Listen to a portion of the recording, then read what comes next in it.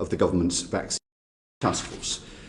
So to kick off then, I'm very pleased to welcome our first two witnesses this morning, and they are Professor Anthony Harnden. Professor Harnden is Deputy Chair of the JCVI and is also Professor of Primary Care at the University of Oxford, and Professor Wendy Barclay. Professor Barclay is a virologist, is head of the Department of Infectious Disease at Imperial College, and is a member of NERVTAG and of SAGE. Thank you very much indeed for joining us this morning. Perhaps I can just kick off with some introductory questions to our witnesses, perhaps starting with Professor Harnden. From your point of view as Deputy Chair of the JCVI, would you summarise your latest estimate of the impact that the vaccination programme is having on cases of COVID, on hospital admissions and on deaths from COVID? Yes, I'd like to say thank you for inviting me, Chairman. We are delighted with how this vaccine programme is going so far. One of the overall aims that we had was to save as many lives as quickly as possible. And in that, we tried to construct advice that was both simple and deliverable and could be delivered at speed. And the early data is incredibly encouraging. We've immunised 18 million people to date with their first dose of vaccine. And we've had emerging data from a number of studies showing the effectiveness not only against infection, but against hospitalisation and death. The first study that three studies have been published this week, which are interesting. First study is the Siren study, which followed 40,000 healthcare workers over a 12-month period to investigate reinfection rates and immune response. And as part of this study, participants are tested every 2 weeks whether or not they have symptoms. And data shows in this study that one dose of the vaccine reduces the risk of catching infection. That's both asymptomatic, and that's very important, and symptomatic by more than 70% and rising to 85% after the second dose.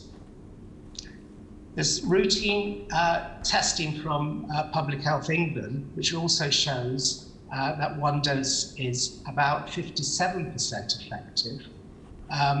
And this rises a further 30% after 2 doses. But it's really important to say that this is in the over 80-year-old age group, and that actually the risk of dying is another 50% less in those that have got infected. So the overall risk of dying from COVID after 1 dose of the vaccine from this study is estimated to be about 75%. Now, moreover, there's been recent data from Public Health Scotland, which is more of a sort of a real world, what we call a real world study, where they looked at the whole population, and they showed that the risk of hospitalisation from COVID was 85% with the 1 dose of the Pfizer vaccine and 94% with 1 dose of the AstraZeneca vaccine. So, Professor Harnden, do you mean a reduction of 85%? Yes, reduce the risk of hospitalisations by 85% and 94%.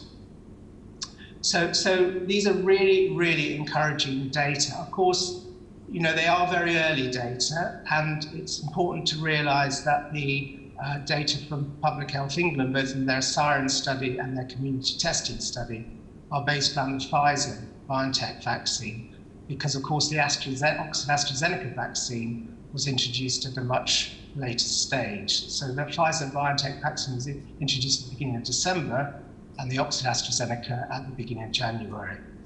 But it does show very, very encouraging preliminary results that that this 1 dose delayed second dose strategy has really been quite effective in reducing deaths very, very quickly. Of course, deaths are going down in any case, and it's quite difficult to untangle, but I believe that there are data to suggest that the rate of reduction in deaths in the elderly population is quite considerably more than the rate on the downward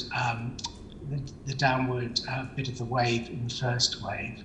So they're complicated data and quite difficult to untangle completely, and we'll be seeing more data as it emerges.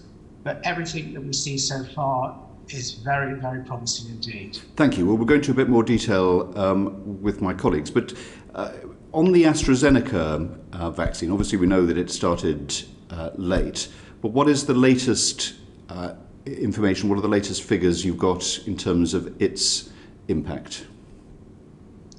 Well, I think the best figures are from the Scottish data, which suggests that it has an impact, as I said, of actually 94% against hospitalizations and deaths. We haven't, and very early data from the that we've seen, but from the AstraZeneca vaccine. But it seems that it is reducing infection rates reasonably well. But I think that's all I can say in terms of detail at the moment. Okay. Because that will be published in due course. Thank you. I'll turn to my colleagues, but perhaps just a similar question to Professor Barclay. From your perspective on nerve tag and on SAGE, you obviously, and as a virologist, you're looking at this very closely. Give us your headline assessment of what we've found so far. Yes, thank you. I mean, I think what Professor Harden has said is absolutely correct, that the vaccines are working remarkably well, bearing in mind the speed with which they have been brought to licensure and rolled out. And I think perhaps as a virologist, I'd like to add that, of course, the vaccines in the UK are being used in the face of a variant virus known as the UK variant, or B1.1.7. And we may come on to discuss variants later, but there has been some concern that the variant is different than the original strain against which the vaccines were generated. But the good numbers that Professor Harden has just relayed give us some reassurance, which can be backed up, in fact, now by laboratory studies, that this variant is still susceptible to the vaccine. So I think, combined with the efficacy that we could have hoped for from clinical trials that we used before the variant emerged, now that we're seeing good numbers in the field with the vaccine, says that at least for this variant, the vaccines remain efficacious and are working well. Thank you. Perhaps I could just... Of course, do carry. There is... Sorry, just to elaborate a little bit on the doses. I mean, there is data, perhaps, that say that there is a difference in the antibody levels generated after one dose versus two, particularly in older people. And those have been very difficult decisions as to whether to go for two doses or not. But I think what we're seeing is good evidence in the field that a single dose is having a significant effect. And I think that's very good news. Thank you. We'll go into some more detail on each of these points, but I'm very grateful for that. Let me turn to my colleagues, starting with Dawn Butler and then Mark Logan. Thank you, Chair. And just to pick up on those 2 points, and thank you, Professor Harden and Professor Barclay, for joining us today. On the dosage, in the beginning, there was some concern about the delayed second dose. Pfizer were completely opposed to that because they hadn't done any testing. But Oxford AstraZeneca had done some testing, and they showed that with the AZ vaccine, the efficacy rate between the first dose and the second dose actually increased. I just wondered why we focused on Pfizer and not Oxford AstraZeneca, as they had done the testing. Professor Barclay, do you want to go first on that? I think clearly for the reason that the rollout of the AstraZeneca started later, and there isn't really yet enough data out there to reveal as much information, as richer information about what's going on in people who've received AstraZeneca. So I don't think there's any other reason than that, and I expect more data to come through soon. Thank you. Professor Harden, I saw you put your hand up. Can I just echo that? I mean, this isn't shielding data at all. We just haven't got the data because it was started in January. But what was really encouraging from the Oxford AstraZeneca trial data was that it seemed that the longer that you left that second dose, the better and longer term protection that you got from the vaccine. And not only that, but the Oxford-AstraZeneca trial data was really quite impressive in terms of protection against really severe disease, hospitalisation and death. In fact, some of the data suggest it's up to 100% effective in that. So we were really quite confident that this is not only going to protect severe disease, but as a longer term strategy for those individuals, they may end up getting better and longer term protection from a delayed second dose. We're not so sure about that with the Pfizer, I must say, but we are sure about that with much more sure about that with the Oxford-AstraZeneca vaccine. Great, thank you. And in percentage terms, what is the likelihood that once everybody's vaccinated, we will have to revaccinate everybody again because of the variant changes? Who wants to go first? Professor Barclay? That's a very difficult question to answer in percentage term likelihood. The virus variants that are emerging around the world, we still don't really know enough yet about whether or not the current vaccines will work against them, and how and when we should update vaccines to incorporate new strains. And that will depend on many things, not just the antigenic distance, how different the variants are, but which ones of them rise to the surface and are transmitted more quickly than others or more readily than others. So it's quite a complicated answer. I don't think I could put a percentage likelihood on that at all at the moment. I'm sorry. Professor, thank you. Professor Harden? I just think it's important to give you a little bit of background here. We've got potentially four types of vaccines which are going to be available. At the moment, we've got the two vaccines which we're using, which are the Pfizer mRNA vaccine, and we have the Oxford-AstraZeneca, which is a viral vector platform vaccine. But we have Novavax in trials at the moment, which shows actually some better efficacy against the South African variant, and that's a protein subunit vaccine. And we, of course, we have this Valneva vaccine, which we've ordered. We haven't seen the data on that yet, but that's a whole cell inactivated vaccine. So potentially, some of these other vaccines may offer wider protection other than the spike protein, and that is really important because if the spike protein mutates readily, which is what we're seeing at the moment, then it may be that offering protection with a wider vaccine might be a better sort of strategy. We don't know that at the moment, but there are possibilities with that. That's interesting. So those people that are vaccinated later, if they use a different vaccine, might be better protected in a way. Well, one of the things that we've commissioned on JCVI, or we don't commission, but we're very interested in the data, is these mixed vaccine schedules. At the moment, our advice is clear that you should have the same type of vaccine for the second vaccine as the first vaccine. There's no theoretical reason why you shouldn't mix them. So there are studies going on at the moment, led by Matthew Snape in Oxford, looking at mixed vaccine schedules. And it may be that a mixed vaccine schedule offers you better and broader protection. And we'll be very interested to see the results of those studies. Because I think that potentially is going to be a way forward, that we actually mix these vaccines and therefore tackle the emerging variants by that means. It's fascinating, thank you. And what role will antibodies testing play going forward, please? Professor Harden? I think that's probably a better question for Professor Barclay, because I think she's involved in some of the antibody, the REACT studies which are going on at University College at the moment. But clearly it's important to know antibodies. The one thing that we don't really know is what the correlative protection is. And so that's very difficult. So in simple immunological terms, you have a thing called neutralizing antibodies, but you also have T-cell memory. We don't know what the balance between the two in terms of importance is for this particular virus, but we also don't know what the level of neutralizing antibodies that you need are to offer a correlative protection.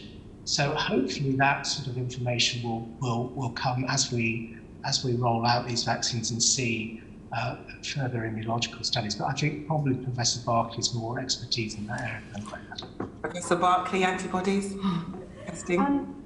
Yes, I mean, at the moment, many people are working on the basis that a positive antibody test above a certain threshold can be used as a surrogate correlate of protection. Some of the studies that have been performed in experimental settings, for example, would indicate that. And in general, where vaccines are working well, you can measure antibodies in the blood, and that correlates with protection in the field. But a lot more work does need to be done to set that level. How much antibody does a person need to protect them? And indeed, as Professor Harden says, what other aspects of the immune system can help?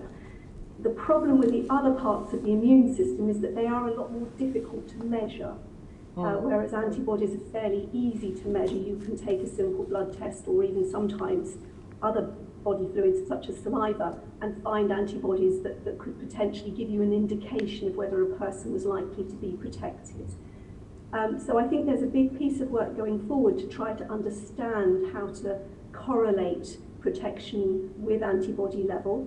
And that becomes important, again, going to the variants, to understand how big the gap would need to be for us to think that the vaccine would stop working against a variant. And tests can be done of that nature, which may then indicate the necessity to update vaccines based on the mutation that Professor Harden was describing. But we're not there yet, I'm afraid. And one of the problems is that lots of different scientific groups and government groups around the world measure antibodies using many, many different platforms. There are commercial platforms, there are in-house, in-laboratory platforms. The biological assays, which are probably the most relevant assays, are quite difficult to do and require special labs at high containment working with live virus. There are a lot of other assays are used, and what we really need is a good standardization process so that the levels of antibody measured in one place can be correlated and drawn across and translated so that everyone understands what that means. Makes sense. And my last question, do you have enough data? Because the SAGE meetings from early January suggested that the group did not readily sort of receive all the health data that they needed, all the vaccination uptakes and the government rollout plan, etc. So do you have enough data? Professor Barclay. Professor Barclay. Yeah, I can take that because I chair a subgroup called the Vaccine Science Coordination Group, which was set up with partly that issue in mind to make sure that as vaccines were rolled out in the UK, everyone who can contribute to the science behind the rollout had access to data. And we've met 3 times, and that combines people working on behaviour, hesitancy, modelling, the clinical science, the virology, the immunology. And so the communication is good, and I have confirmed that, for example, all the modelers are completely comfortable that they are receiving the data they need now to do the modelling that they're going to do.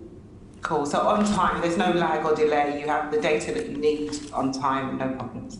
Yeah. Brilliant. Thank you both very much. Thank you. Thank you.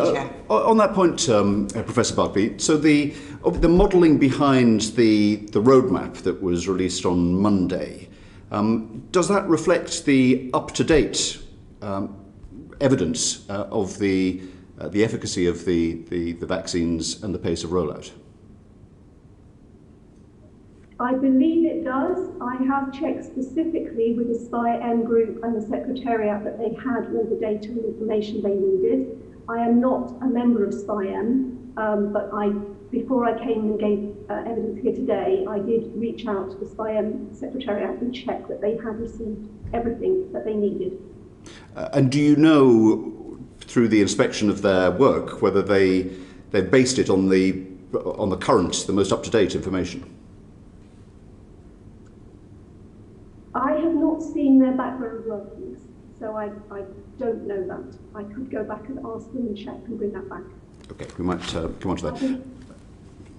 And just one other matter arising. In terms of the two doses, we understand the public health benefits of vaccinating more people more quickly by having a delayed second dose. What do we know about the efficacy on the individual?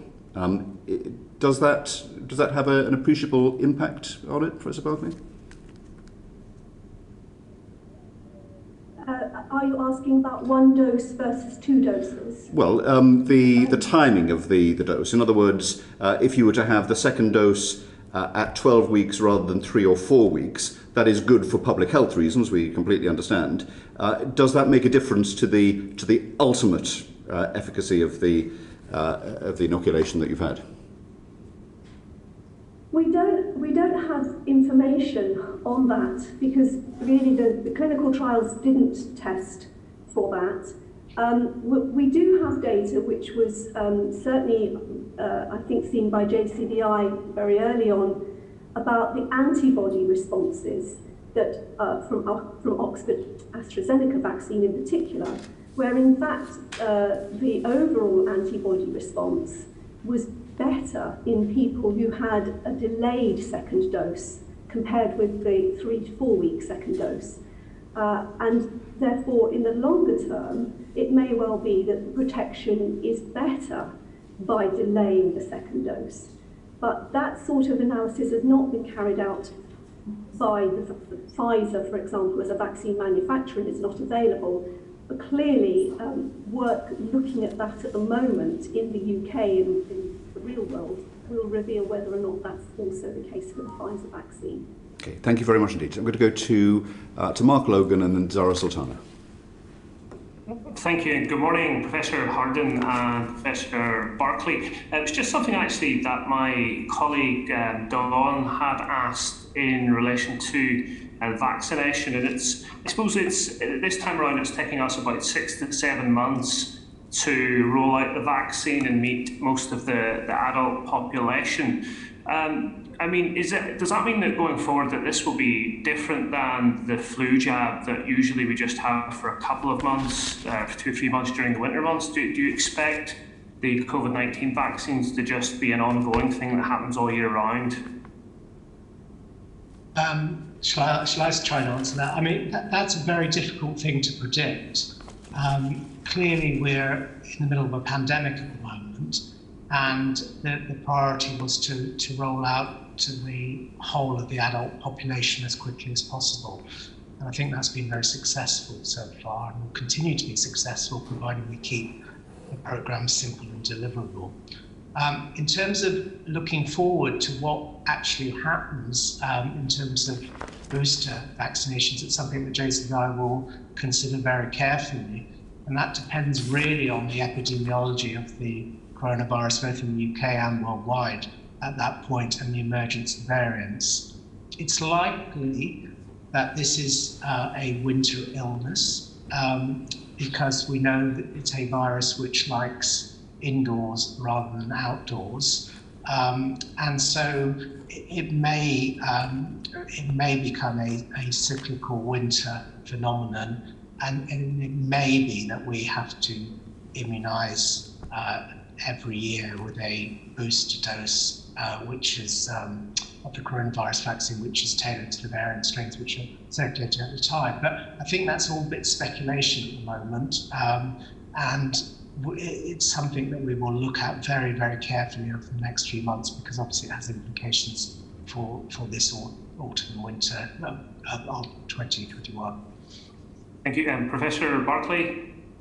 Yes, I agree with what was said by Professor Harden. I think the most likely scenario is that a combination vaccine would be given going forwards in the future, which would combine influenza with an updated SARS-CoV-2.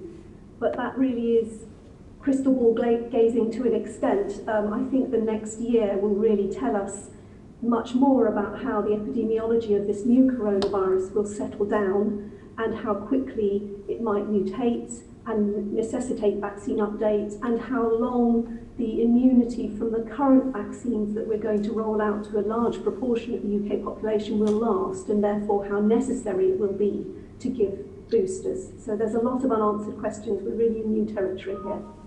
And Professor Barclay, just with your kind of specialism in mind, I mean, at this point in time, do you envisage us emphasising the same groups of people that are encouraged to take the flu vaccination every year? Yes, certainly it's clear that the people at most risk from severe disease, hospitalisation and death are the elderly for coronavirus. And that is the same group in general as influenza. I think there are other at-risk groups, and whether or not exactly the same at-risk groups that we have highlighted at the moment for influenza and SARS will go forwards and play that out, I'm not sure. But in terms of the largest population who are at risk, it's the elderly, and those are the people who will need protecting by vaccination going forwards, I think. Professor Harden, I mean, how should we kind of prioritise if we find that the vaccine actually reduces transmission? Should there be a change in prioritisation groups? Well, clearly there's we haven't got that information yet, and we don't fully understand who the main transmitters within the population are. So we'd have to, there's two parts to that question really. We'd have to demonstrate that the vaccines prevent transmission. I mean, it's starting to look promising because of the, as I said, the reduction in asymptomatic cases in the Siren study and the early data from the Oxford AstraZeneca trial. But we're still not absolutely clear who are transmitting in society. I mean, it's a very complicated epidemiological pattern and very difficult to say. But you're absolutely right in the assumption that if we found that the vaccines prevented transmission, and we found, for instance, that older children, for instance, were transmitting more infections, then a strategy by immunising older children to protect the elderly, much as we do with influenza, with the nasal influenza vaccine in younger children, the so-called indirect protection that offers would be an interesting potential strategy. I do want to emphasise, Mark, though, that this is not the same as influenza. It has some similarities, but the illness is very, very different. It's not just a respiratory illness, it's a vascular illness. And it seems also age seems to be a predominant risk factor, but there are many other risk factors as well. And social deprivation is one of them. Obesity is another one, and ethnic minority is another. So there are lots of other risk factors that we would need to consider, rather than just making it exactly the same as the so-called influenza program. So all these factors will be taken into consideration when we decide, if we decide to do a booster vaccine program. What are the current risk factors that we know at that stage, and what are the issues about transmission? I just have one more question before. I think my colleague Aaron Bell might have something related to the vaccination in children and transmission. But just Professor Harden, finally for me, is how have local teams on the ground been exercising flexibility that's been provided for by the JCVI? Well, I think that's not a JCVI thing. That's our wish, and it's an NHS England and devolved nations operational thing. But it's an issue. But my understanding is that they are well aware, as we are, of the variation in uptake between different communities, and working very hard at both outreach to these communities and making vaccines accessible for them. So for instance, they've got quite granular data, I believe, on certain areas of London, for example, where they may well want to put extra vaccination centres in pharmacies in between mass vaccination surgery sites, or within communities such as mosques and religious communities to actually put some vaccination sites there. So they are well aware that we aren't doing we're doing brilliantly in terms of overall coverage, but there are pockets where we're not doing as well, and we need to get better at that. My understanding is NHS are onto this and looking at it very, very carefully, and we will monitor that data on JCVI. Thank you. Thank you very much, Mark. We'll come to Erin in a couple of minutes, but I'm going now to Zara Sultana, then Graham Stringer. Thank you, Chair. To Professor Harden, figures show that people with a learning disability are up to 6 times more likely to die of coronavirus. Currently, people who have severe or profound learning disability have been placed in priority group 6 for a vaccine. In Scotland, we've now seen Nicola Sturgeon say that it would be expanded to those with mild or moderate learning disabilities. Have Scotland got it right? Well, this is a really, really interesting, quite a complicated question. So the ONS data was actually, in terms of risk, included all those with Down syndrome. And we know from the data that Down syndrome is a significant risk factor for severity of COVID. The reason for that might well be that people with Down syndrome have a biological age greater than their chronological age. We don't know this for certain, but it may be. And so that the risk for Down syndrome is probably reflected in the fact that a 50-year-old man with Down syndrome is behaving from a COVID risk point of view, like a 70-year-old. So we put all Down syndrome straight away into group 4, and they should have all been offered an immunization by now. When we looked at the data taking out Down syndrome, and we looked at Q-COVID data on this, it was apparent that the overall risk from learning disabilities was about 1.5 times the population, approximately. So, but that group, of course, included the whole spectrum of learning disabilities. So it was our decision on JCVI that the risk was probably reflected by those with more severe learning disabilities. And that is the reason that we put those into group 6, alongside all those in residential or shared accommodation that had learning disabilities because of their exposure risk. Now, there's been a lot of controversy about this area, and I fully understand that. But we want to absolutely be clear, and we're going to make another announcement very, very soon. In fact, it may even be while this committee is taking place, that all those on the learning disability register, as registered by their GP, should be eligible for immunisation now. And all those, as I say, in shared and living accommodation should be immunised. This will include about another 150,000 or so individuals with learning disabilities. However, there's no evidence at all that the individual risk of someone with very mild learning disabilities is any different from that of their age, someone else of their age. So I am, and JCI are very personally very concerned about this issue, because people with learning disabilities are a hugely disadvantaged sector of our society. And I would like to implore that any GPs which are immunising within group 6 now reach out to those that they know have learning disabilities and prioritise them within group 6. Thank you. Zara? Thank you for your response, Professor. Some CCGs have already deviated from national guidance, and they've been prioritising all patients with learning disabilities.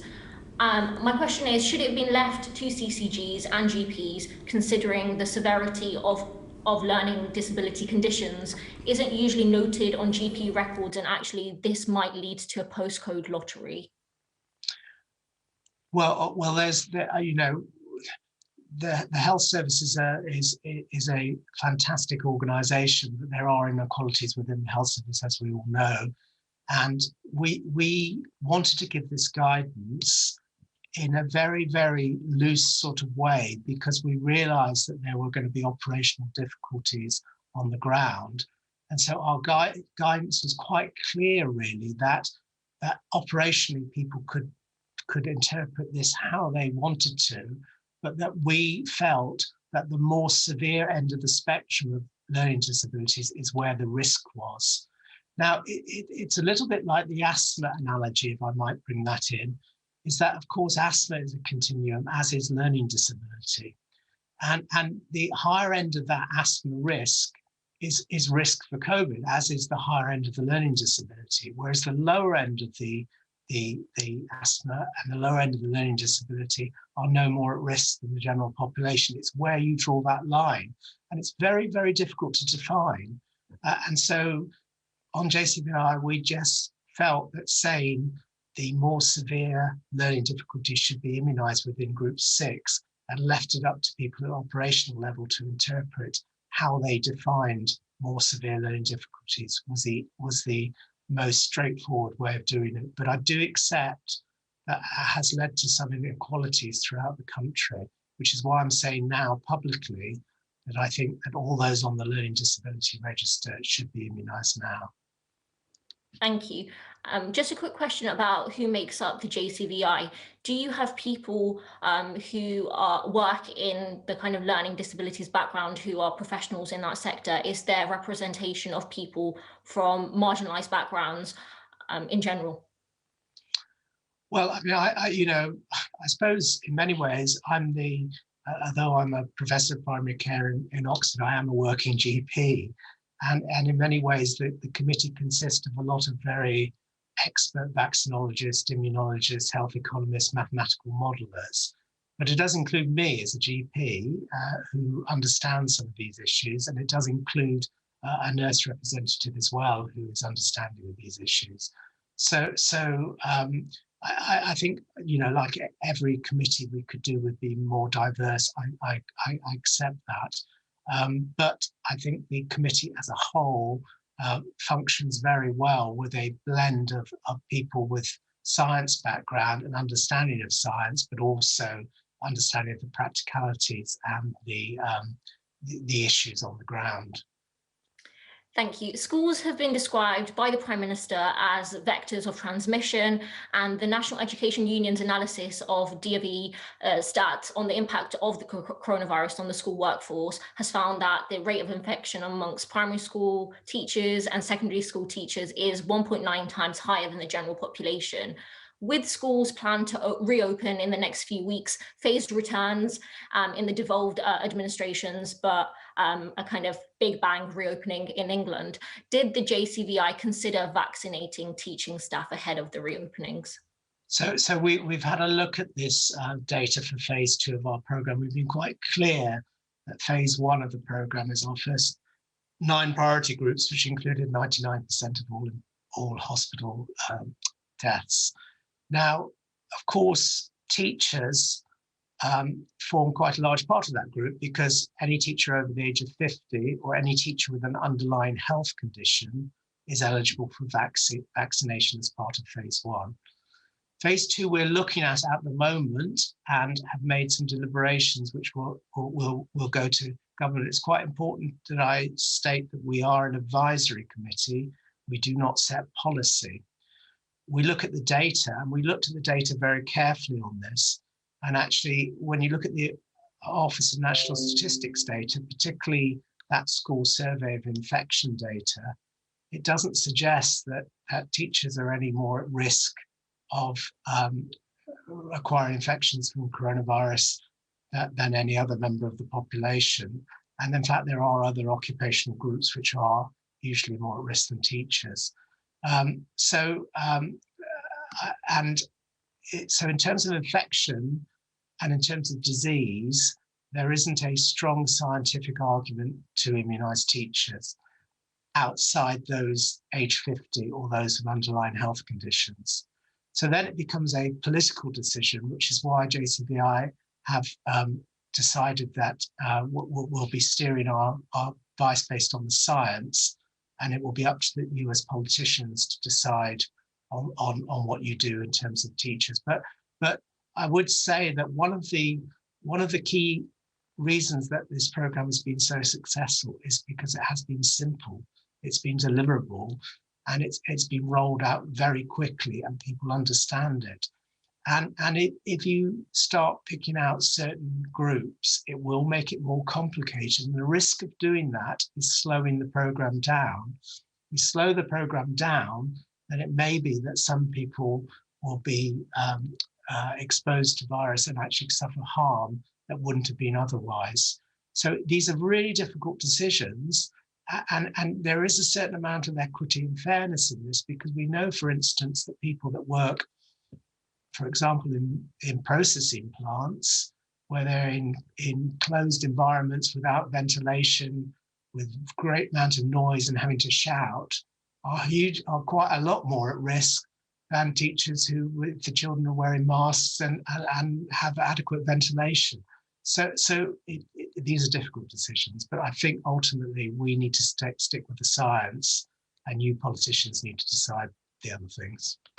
My final question. In Parliament, we find ministers often point to the JCVI when we question them about the priority list. And of course, the buck does lie with politicians, but it's interesting how that is ping-ponged when asking those questions in Parliament. When are we likely to see the priority list for phase 2 from the JCVI? Well, we have decided it. It is with ministers at the moment. So they've got it at the moment. Is that correct? Okay, thank you very much. Zara, just returning to the point about people with learning disabilities, Professor Harnden. So your message is that anyone or the family and friends of those with learning disabilities should now come forward for vaccination either at the centres or they can expect to be contacted by their GPs. Have I understood that correctly? No, you haven't understood that completely correctly. What I've said, I haven't said friends and family. I've said individuals with learning disabilities that are on the GP register as severe learning disabilities should. But friends and family, absolutely. Just to be clear, Professor Harnden, when I mentioned friends and family, I'm talking about people listening to this who may be friends and family of people with learning disabilities. Okay. They should take the message that those people should now come forward for a vaccine. Is that right? Yes, I'm sorry I confused you. I thought you, because of course we've got carers within Group 6 as well, which has caused some confusion, and I can talk about that later. But it's really important that any of those with severe learning disabilities on the GP register. This isn't mild learning disabilities I'm talking about, this is severe learning disabilities, or those that are living in shared accommodation or residential accommodation should be immunised now as a priority. Given your experience as a GP, Professor Harnden, are you confident that all of those people in that category will be registered? Does the register miss people off who may be at risk and therefore ought to be vaccinated? Well, in fact, it's a very perceptive question, because it was one of the reasons we didn't put this on the list at the first place, and we left it up to it to be operationalised by calling them severe and profound learning disabilities, because we were worried that not all those on the GP learning disability register those on the learning disability register wouldn't reflect all those with severe and profound learning disabilities. So what we want to do is to try and capture, in whatever way we can, all those with severe and profound learning disabilities. But we don't want everybody who has a relative with a mild learning disability to come forward and be vaccinated now, because that would cause problems, because there's over 1.5 million of those individuals. And it's really important that we try and define who has got severe and profound, and those on a GP learning disability register is another way of doing it, but not a comprehensive way of doing it. So if people are on the GP register, that is clear. But what would your advice be to your fellow GPs about contacting people who are not on that register, but whom they may know through their dealings with them over time? Well, I would hope that they would be on that register, because if they knew about these individuals, then the GP would have coded them as having learning disabilities. But certainly if if they haven't been coded properly, then it would be more than appropriate to reach out to them. But we are talking, I want to emphasize this, about the severe end of the learning disability spectrum. And what I don't want to happen is lots of families who are rightly concerned about their relative or with a mild learning disability start banging at the door of their GPs and overwhelming them. I think it's really important that we stick with the severe end of the spectrum. Will you publish some very clear guidance on this? Because as you say, if we're talking about a spectrum, then it's very difficult to distinguish one person from another. And so there will be a lot of concern on the part of people who either have learning disabilities or who love and care for them. Will you put out some clear guidance today so that they can be able to refer to that to inform themselves? I can go back and ask our chairman to write a letter to the Department of Health and to outline what our views are on it. Sure. Professor Harden. Go to Graham Stringer. Morning, Professor Harden. Can you explain something to me that's been puzzling me? You said that when the top 9 groups are vaccinated, that covers 90% of those people the categories of those people who have died because of COVID. But the Imperial Modelling Group seem to have told us that if we come out of lockdown too soon, tens of thousands more people will die. I can't correlate those two factors. Can you help? Well, vaccines are not 100% effective, number one.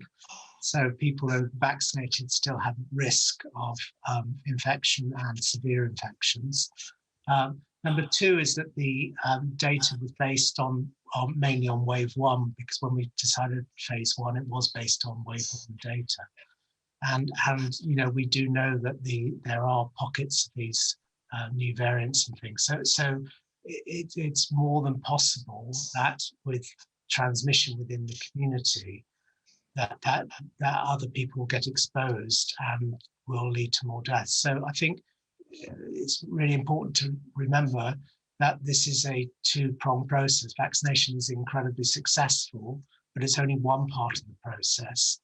The other part, which is equally important, is the social distancing and the lockdown, and actually coming out of lockdown slower enables us to get more people vaccinated, but it also reduces the transmission risk. And the transmission risk, when viruses transmit, and Professor Barclay will know more about this than me, but they have much more propensity to mutate. And what we don't want to do is get new variants emerging or existing variants which are in smaller numbers in the community transmitting readily, so that we get vaccine escape. So the answer is that vaccines are not 100% effective, and therefore you are going to get further deaths if you get higher infection rates. You're going to get higher infection rates if you come out of lockdown too quickly. Thank you, but there is not going to be an end of deaths by COVID because of vaccination. But are you saying that the modelling that has been done, that has given those projections, has built into it more dangerous variants of this virus, rather than looking at the efficacy of the vaccination against the groups who are most vulnerable to death if they catch the virus? I mean, I'm not privy to this particular modelling information, because I think that comes more into the SAGE remit than the JCVI remit. But clearly, that there's no doubt that we will, if we see much higher infection rates, because you have to remember that these are all, the immunisation groups are based on risk. So nobody has nil risk. Even young people have risk. And the risk, so if you have, for every, the statistics are quite startling. So for every, if you had 100% vaccine effectiveness, you'd have to immunise 20 care home residents to prevent one death, whereas under 60s it would be something like 60,000. But there will still be deaths in the younger communities, and so nobody has nil risk. And I think that's really, really important to realise. So you need to keep infection rates down. Otherwise, if it becomes more prevalent too quickly, you will have a smaller proportion of people dying, but they will be larger numbers because you'll have more infections. No, that's helpful. Thank you. The numbers of people being vaccinated in the over 80s, over 70s group has been very high indeed. There's been a very good take-up. International experience seems to indicate that as you go down the age groups, take-up for different reasons is lower. Do you expect that to happen in this country? And is there anything, are there any steps that government, the NHS, GPs could take to increase the uptake if indeed that happens? Well, as you've probably been aware, that I've been on media on a regular basis trying to... I've got your quotes in front of me. Trying to give people confidence in this vaccination programme and the safety of these vaccines. I mean, it is important to remember that this is not influenza. And I think the perception that this is a mild illness, which just affects older people, is not actually true.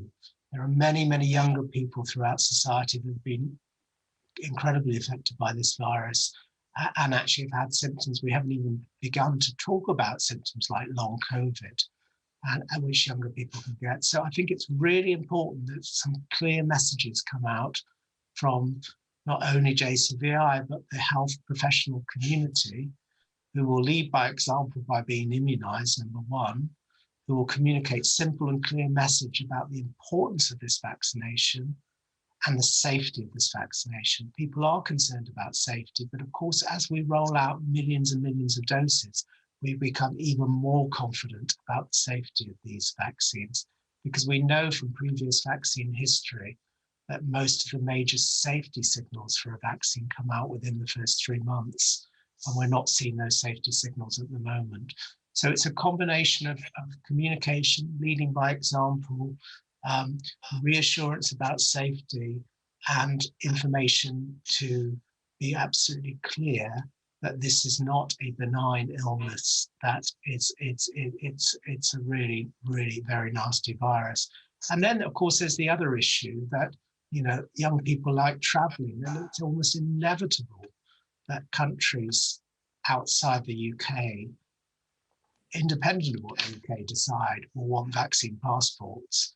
And so these young people will need to have some vaccination certificates to actually be able to travel to some parts of the world that they want to go to. There is one specific group of people that really, perhaps two specific groups of people that really shocked me, that their take-up of both COVID vaccinations and flu vaccinations is not close to 100%. And that's clinicians working in hospitals and people in care homes.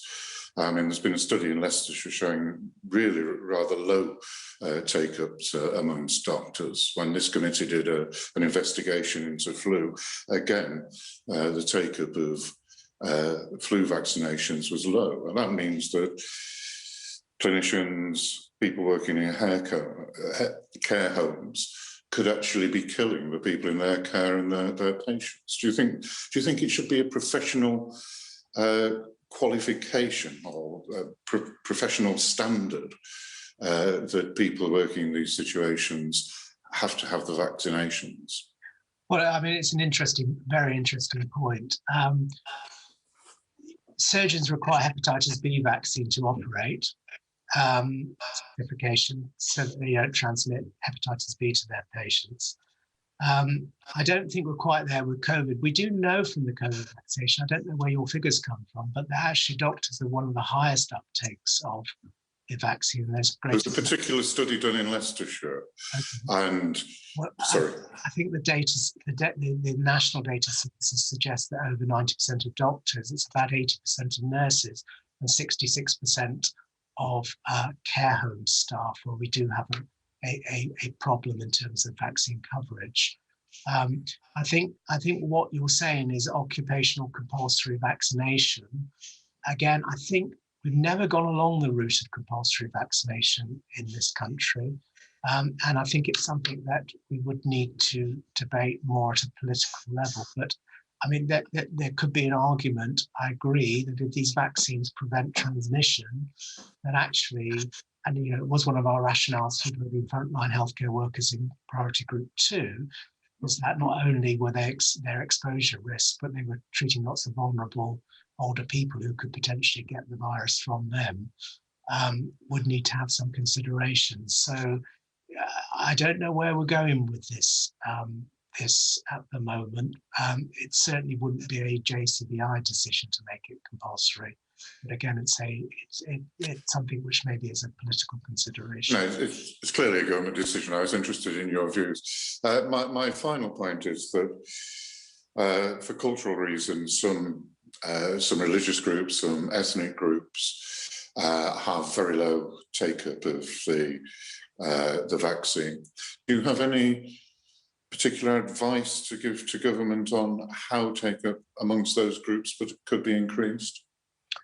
Well, I think you need to know which these groups are, number one, and then you need to work out ways to reach out to them, and that may be through community leaders, it may be through local clinicians, it may be through faith leaders, and also through information that's given readily and repeatedly. I know, for instance, that I personally spoke to the Sikh Council for 2.5 hours, and I think reassured a number of people listening to that from that community about safety of the vaccines and about the misinformation that a lot of these communities receive through social media about the vaccine effects, and also the mistrust really of information that comes from authoritative sources. And I think that's where the faith leaders and local community leaders come in. So I think it's a sort of two-pronged effort really, one from us nationally to explain, but also locally to provide reassurance and easy access. Thank you very much. Very much indeed. Next is Aaron Bell and then Chris Clarkson. And if we could keep answers as short as possible, please, since we're coming to the end of our session. Thank you, Chair. And yes, I'll try and be brief, but I did want to pick up on a couple of bits from the earlier answers the witnesses gave. Firstly, Professor Harnden, the public health imperative is to stretch out the supply we have to protect people as quickly as possible. So what work have the JCVI done about some of the ideas that have been floated or used elsewhere in the world, such as only giving 1 dose to people who have had coronavirus, or perhaps only giving half doses on the basis that the protection seems to be fairly similar from half doses, perhaps with Pfizer, and that at a stroke would obviously double our supply capacity?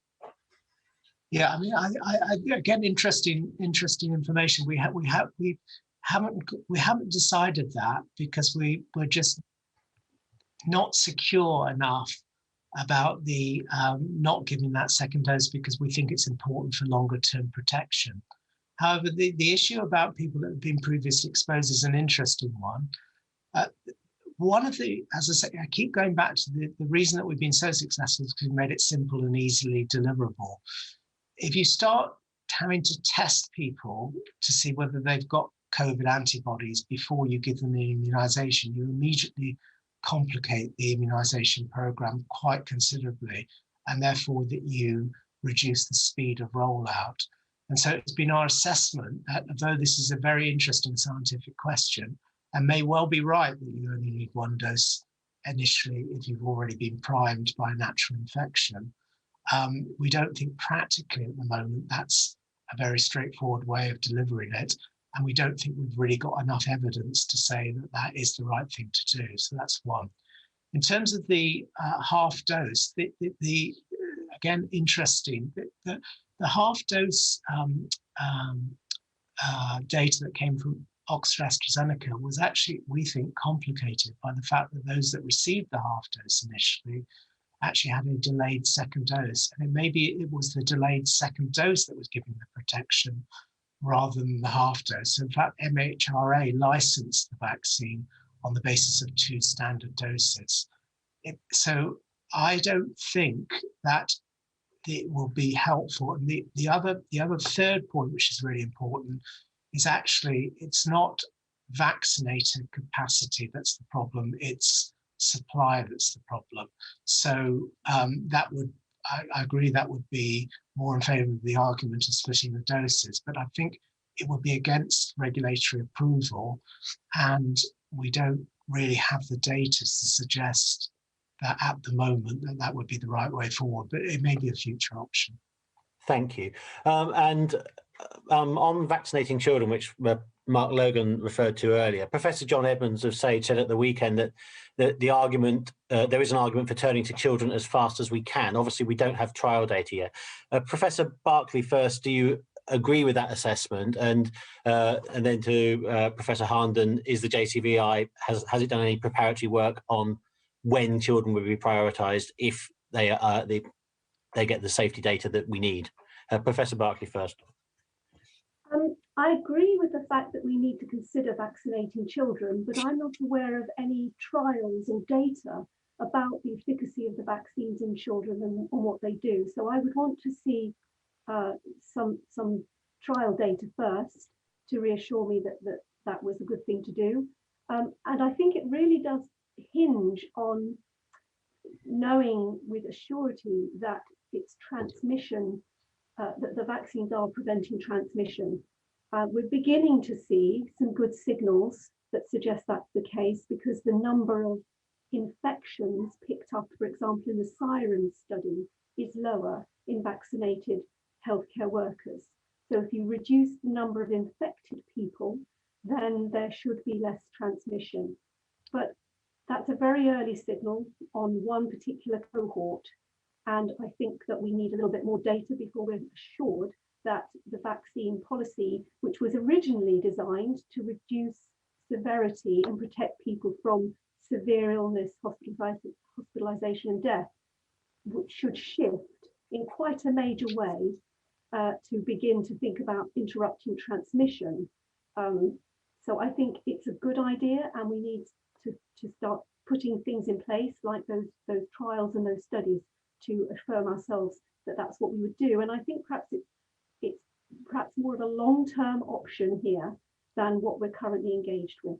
Thank you. And Professor Harnden, has the JCVI done any prep work briefly? Well, we're waiting the results of the trials, and you know the key thing about all this is that these vaccines, we have to demonstrate safety. We cannot start immunizing children for indirect protection of adults, which is what we'd be doing, because we know it's a much more benign illness in children, from an ethical, scientific, any other perspective, until we're absolutely sure that they're safe and that they reduce transmission. No, I quite agree. We need to get the trial data in first. And on new variants, Professor Barclay, we've discussed this a little bit earlier, but there seems to be some suggestions these vaccines may be less effective against the new variants, particularly the South African and Brazilian variants and those with that same mutation. Obviously, some work will need to be done on this. Do you anticipate that future vaccines will have multiple strains of coronavirus in them in a similar way to flu? And in your assessment, when would be the right time to update and administer these vaccines, assuming the virus will continue to mutate? Yeah, so we can clearly see that some of the variant strains, including the South African and the Brazil P1, P2 variants, are less readily neutralized by antibodies raised against the old vaccines. And there are some trial data where trials have been carried out in South Africa, particularly with the Oxford AstraZeneca vaccine, where the efficacy against mild and moderate illness was not good. On the other hand, as has been mentioned, there are other vaccines like the Novavax that have been trialed in South Africa, where the efficacy was still decreased in comparison to trials in the UK, but was not as dramatically down as to cause worry. So I think that taking all of this together, going forwards, we will need to update vaccines, and the choice of strain will be difficult. And as you point out, one way to get around having to choose a single strain and then worry about what might else happen, what other variants might be introduced from other parts of the world, perhaps having multivalent vaccines that cover several different strains is a way forwards. I am confident that this is being thought about by the Vaccine Taskforce, by vaccine manufacturers, and many other scientists around the world. We don't yet know that mixing the vaccines together will work efficaciously, and so again, studies and trials will need to be done to show that. And it may well be that by analysing lots of different strains, we may find that one can induce cross reaction with others. So as you know, there's a particular amino acid change in one part which is common to many of these escape variants, and it may well be that by simply having a vaccine with that change in it, we might get cross neutralization. So we don't necessarily have to go for multiple strains in the vaccine, but it may well be an answer. Thank you, Professor Bartley. And just finally, and again, briefly, if you can, it's probably a larger piece of work for this committee, but I was very struck by the idea that we actually had vaccines against coronavirus almost developed as soon as last January. And obviously we had to go through all the processes of safety trials and so on and so forth. Is it your understanding that this could be speeded up in the future, and should it be speeded up? Because it has been incredibly fast by normal standards, but given the cost of lockdown and the cost to the whole world and the lives lost, it seems to me that there is a case for us re-evaluating on a global scale how we develop vaccines and how we can get new vaccines for new pandemics out more quickly. Would you agree with that? Yes, I think that we've done incredibly well. It's been very quick. I think there are two aspects to your question. One is, if we think about updating COVID vaccines, there will need to be a conversation with regulatory bodies, MHRA, EMEA, etc., about a fast-track process similar to what is used for flu to update vaccines based on a much shorter period, if you like, so that we don't need to go through a full-blown clinical trial every time there's a strain change. That should be straightforward, but I don't think the pathway is yet sort of sorted out with those regulatory bodies, and that's an urgent need, in my opinion, to make sure that that is a smooth and fast thing. And going forward, I mean, I think that the whole vaccine field has been revolutionized by this experience. And again, I think it is about conversations with regulatory bodies about what has been learned from the current very fast delivery and how we can trim that even more, but at the same time emphasizing safety. You know, there is a limit to how quickly you can go, because you must perform safety studies properly.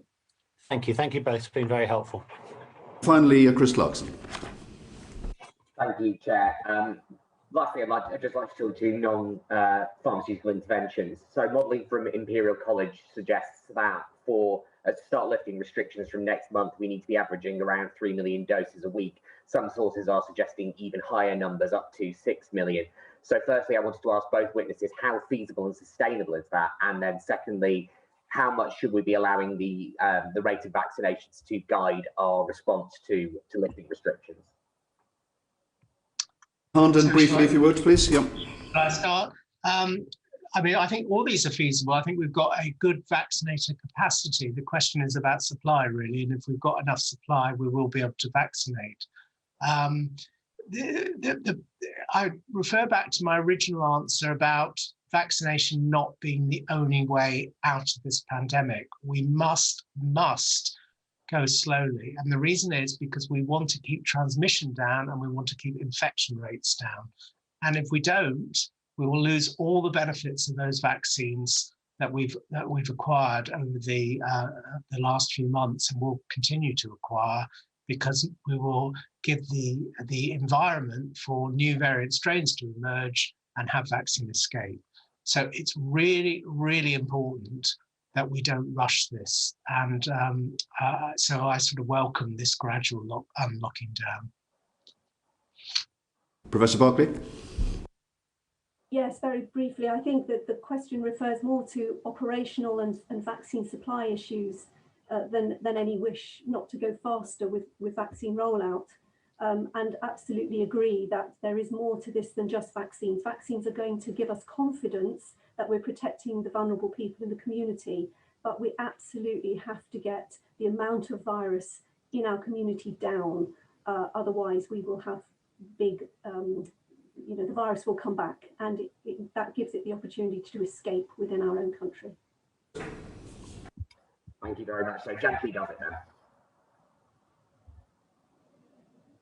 Sorry, Chris, was that your final question? Very nice. Thank you very much indeed. Perhaps finally then, just to Professor Barclay, you're a very renowned virologist, and looking at these new variants that are emerging, we know that they do emerge from time to time. Combine that with the vaccines. In your experience, looking over the year ahead, how would you rate the chances of a variant emerging for which the current vaccines will not have a significant effect? Is that almost unthinkable, or is it a significant risk?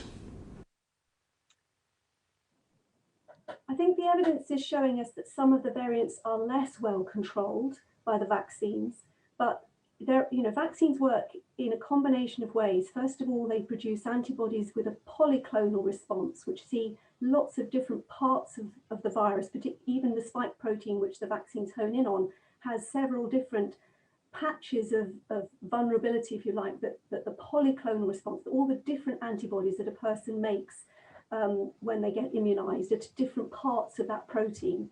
And so complete escape, I think, is very unlikely. Not only that, but the vaccines also do induce T-cell responses, which lay down some form of memory, which means that there is a fast response when a person is re-challenged, reinfected, and that allows their immune system to fight off the virus very quickly. And those T-cell epitopes, the parts that the T-cell system see, vary less at the moment in the variants that we see, and in general in pathogens like this vary less. So I don't think we will see a complete escape.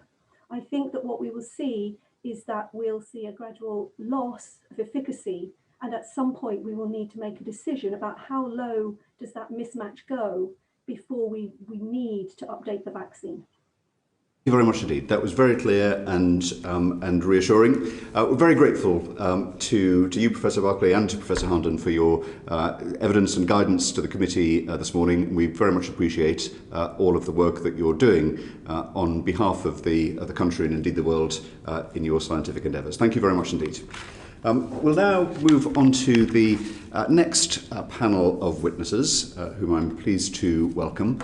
And they are Professor Sarah Gilbert, who is Professor of Vaccinology at the University of Oxford, and, as is well known, one of the leaders of the group behind the Oxford AstraZeneca vaccine.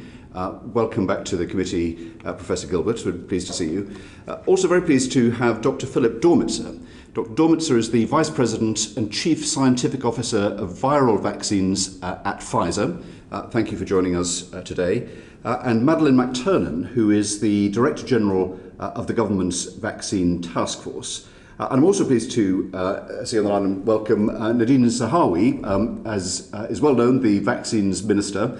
The Minister is always very assiduous in being available to parliamentarians, and notwithstanding the fact that he is coming back for a longer session with us in a couple of weeks, is attending today in case we have any questions that need to go to him. So thank you for coming. Can I welcome all of our witnesses, and can I thank and congratulate you all for the extraordinary work that you've done during the last year with your colleagues to have got us into the position that we're able to have this session today to talk about the rollout of vaccines and ask questions about their impact. It is a huge scientific accomplishment that in history will be long remembered. And since I'm in the position of thanking people, can I particularly thank Dr. Dormitzer who's joining us this morning from New York, where I think it is just after 5:30 in the morning. So that is a further contribution to our public service. So thank you very much indeed for coming today. Perhaps I can ask Professor Gilbert and Dr. Dormitzer, first of all, what is your latest assessment on the impact of the vaccines for which you're principally interested and responsible on the transmission of COVID? Perhaps starting with Professor Gilbert.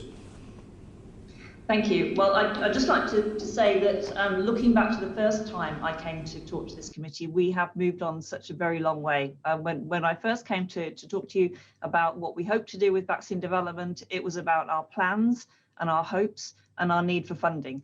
And about a year on, things have changed massively, and I'm really pleased to see the work that's gone on with all of the vaccine developers, because we need multiple vaccines to protect not only this country, but to protect the world. And it's really important that we don't start focusing too much on individual vaccines. We do need data on how individual vaccines perform, but we need to be prioritizing use of all of them as they become approved and available in different countries. So, thinking about the effectiveness data, that is something that we're now beginning to see from the public health bodies. As we've heard from Scotland and from England this morning, England have not yet reported in particular on the effectiveness, real-world effectiveness of the Oxford-AstraZeneca vaccine, which, as we heard, began to be rolled out a month later. But in Scotland, we have seen extremely good and very, very reassuring effectiveness data with both vaccines against very high protection against hospitalization, different levels of the different point estimates, but the confidence intervals overlap. So what we're seeing is that both vaccines are working extremely well to prevent hospitalization. And we're also seeing that in the over 80s, who were predominantly immunized with the Oxford-AstraZeneca vaccine, a very high efficacy against hospitalization. Now, we know that's never going to be 100% in the over 80s when this vaccine is being used in care homes in particular, but it's very reassuring to see 81% protection, I believe, in those over 80 against hospitalization. With a mix of vaccines, but predominantly the Oxford-AstraZeneca vaccine. So we wait to see more effectiveness data, real-world effectiveness data coming out from the public health bodies over time, but they are agreeing well with the data from our own clinical trials, where we saw a 2/3 drop in infections overall after the first dose, and we're seeing that again from the Public Health England data. So it's always reassuring when real-world effectiveness data agrees with the clinical trial data, but it's the real-world effectiveness data that we really need to focus on now, because that's from very large numbers of people and in real-life situations, and that's what finally will count. Dr. Dormitzer, perhaps the same question. What's the real-world data telling you about the vaccine for which you're responsible?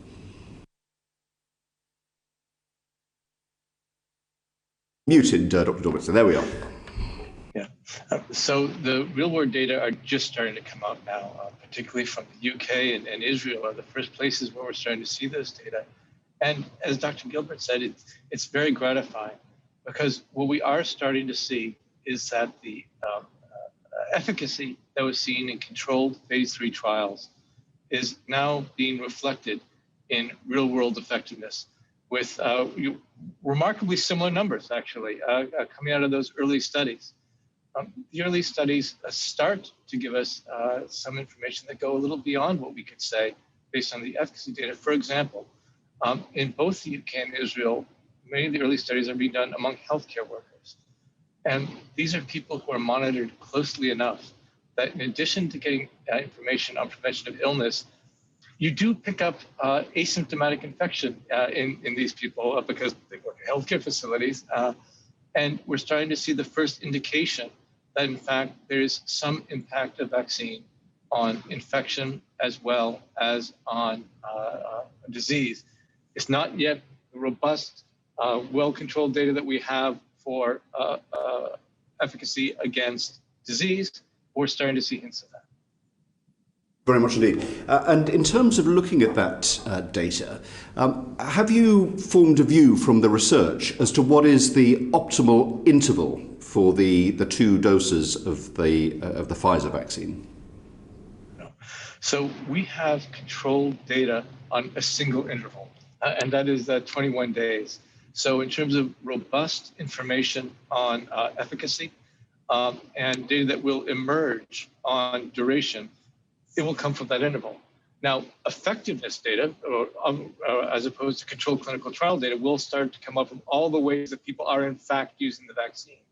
But as of today, the robust data that we can really sort of stand behind come from the 21-day interval. Why was the 21 days chosen as the interval to test and therefore to be approved on the basis of?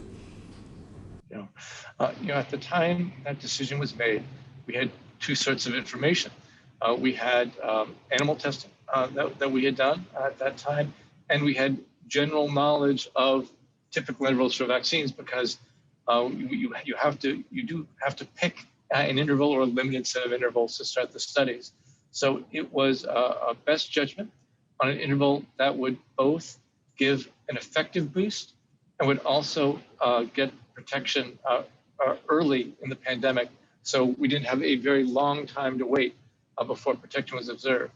Obviously, we've been very pleased that protection starts after the first dose. What we do not know is how long that protection lasts after the first dose, because in our trial, about 98% of the participants got a second dose on day 21. So you don't have the opportunity to observe in a significant number of people in the controlled trial what protection looks like beyond day 21. We now do have more data because it's been administered since before Christmas. Do you now have a sight into whether a longer dosage is conferring sustained protection? We do not have controlled clinical trial data, but the real-world effectiveness data are just starting to come in. So at this point, I don't think we have a robust picture of that. But obviously, as people look at the real world, where people do not administer exactly in that every day 1 and 22 schedule, we'll start to collect real-world effectiveness data as it's starting to come out now. And obviously, the UK government, advised by the Joint Committee on Vaccinations and Immunisation, substituted a 12-week dosage interval for the 21 days on which the clinical trial was conducted. Did you agree with that? So, as a vaccine manufacturer, we are restricted to recommend use of our vaccine as we are authorized.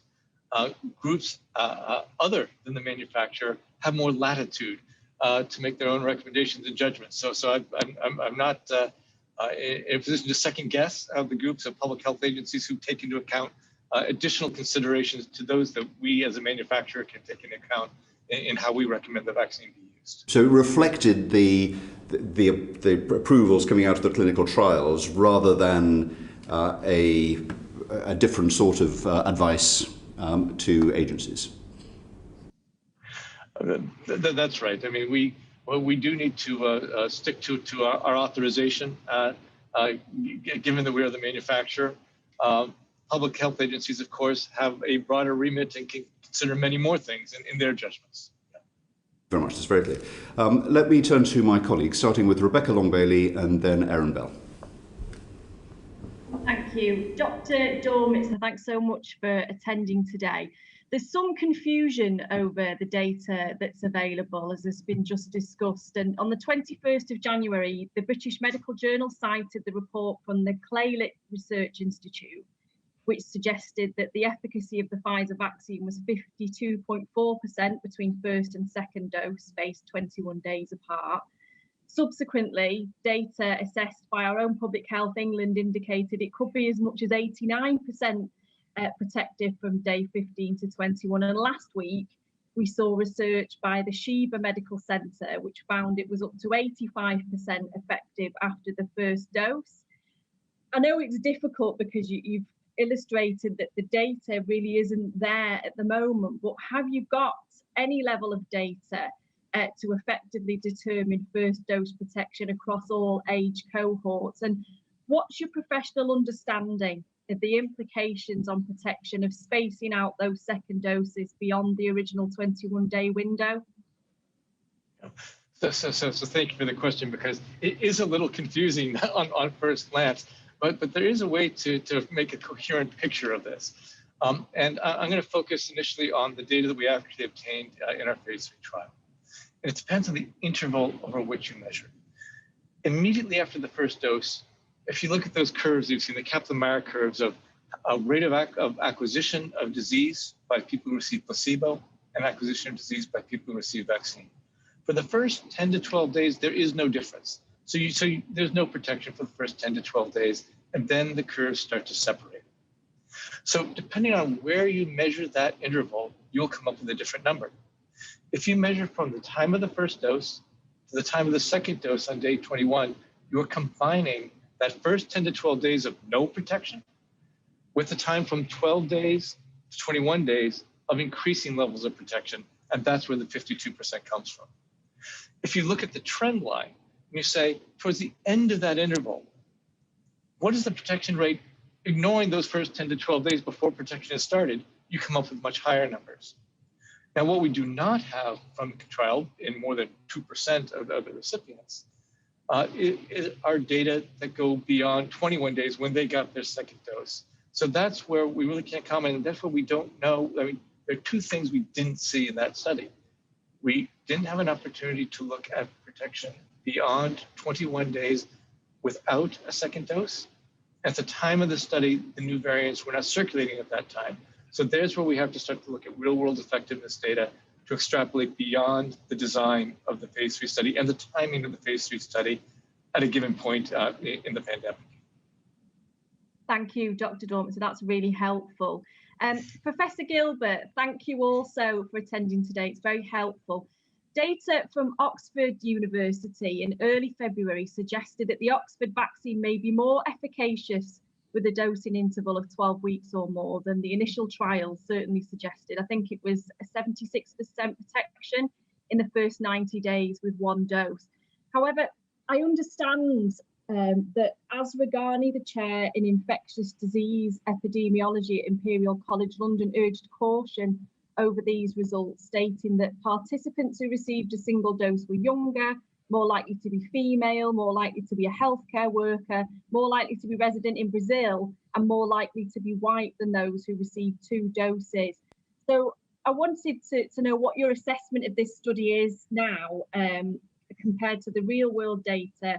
And as with Dr. Dormitzer, what's your understanding of the implications on protection of spacing out second doses beyond the original 21-day window?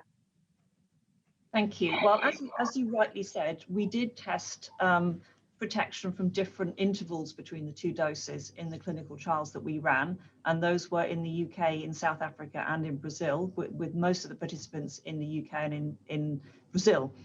And we published a paper to show that from 21 days after the first dose, we see 76% protection going out as far as 12 weeks. And we don't see any decline in that protection over the period up to 12 weeks, which is now the time that the JCVI are recommending that the second dose should be given.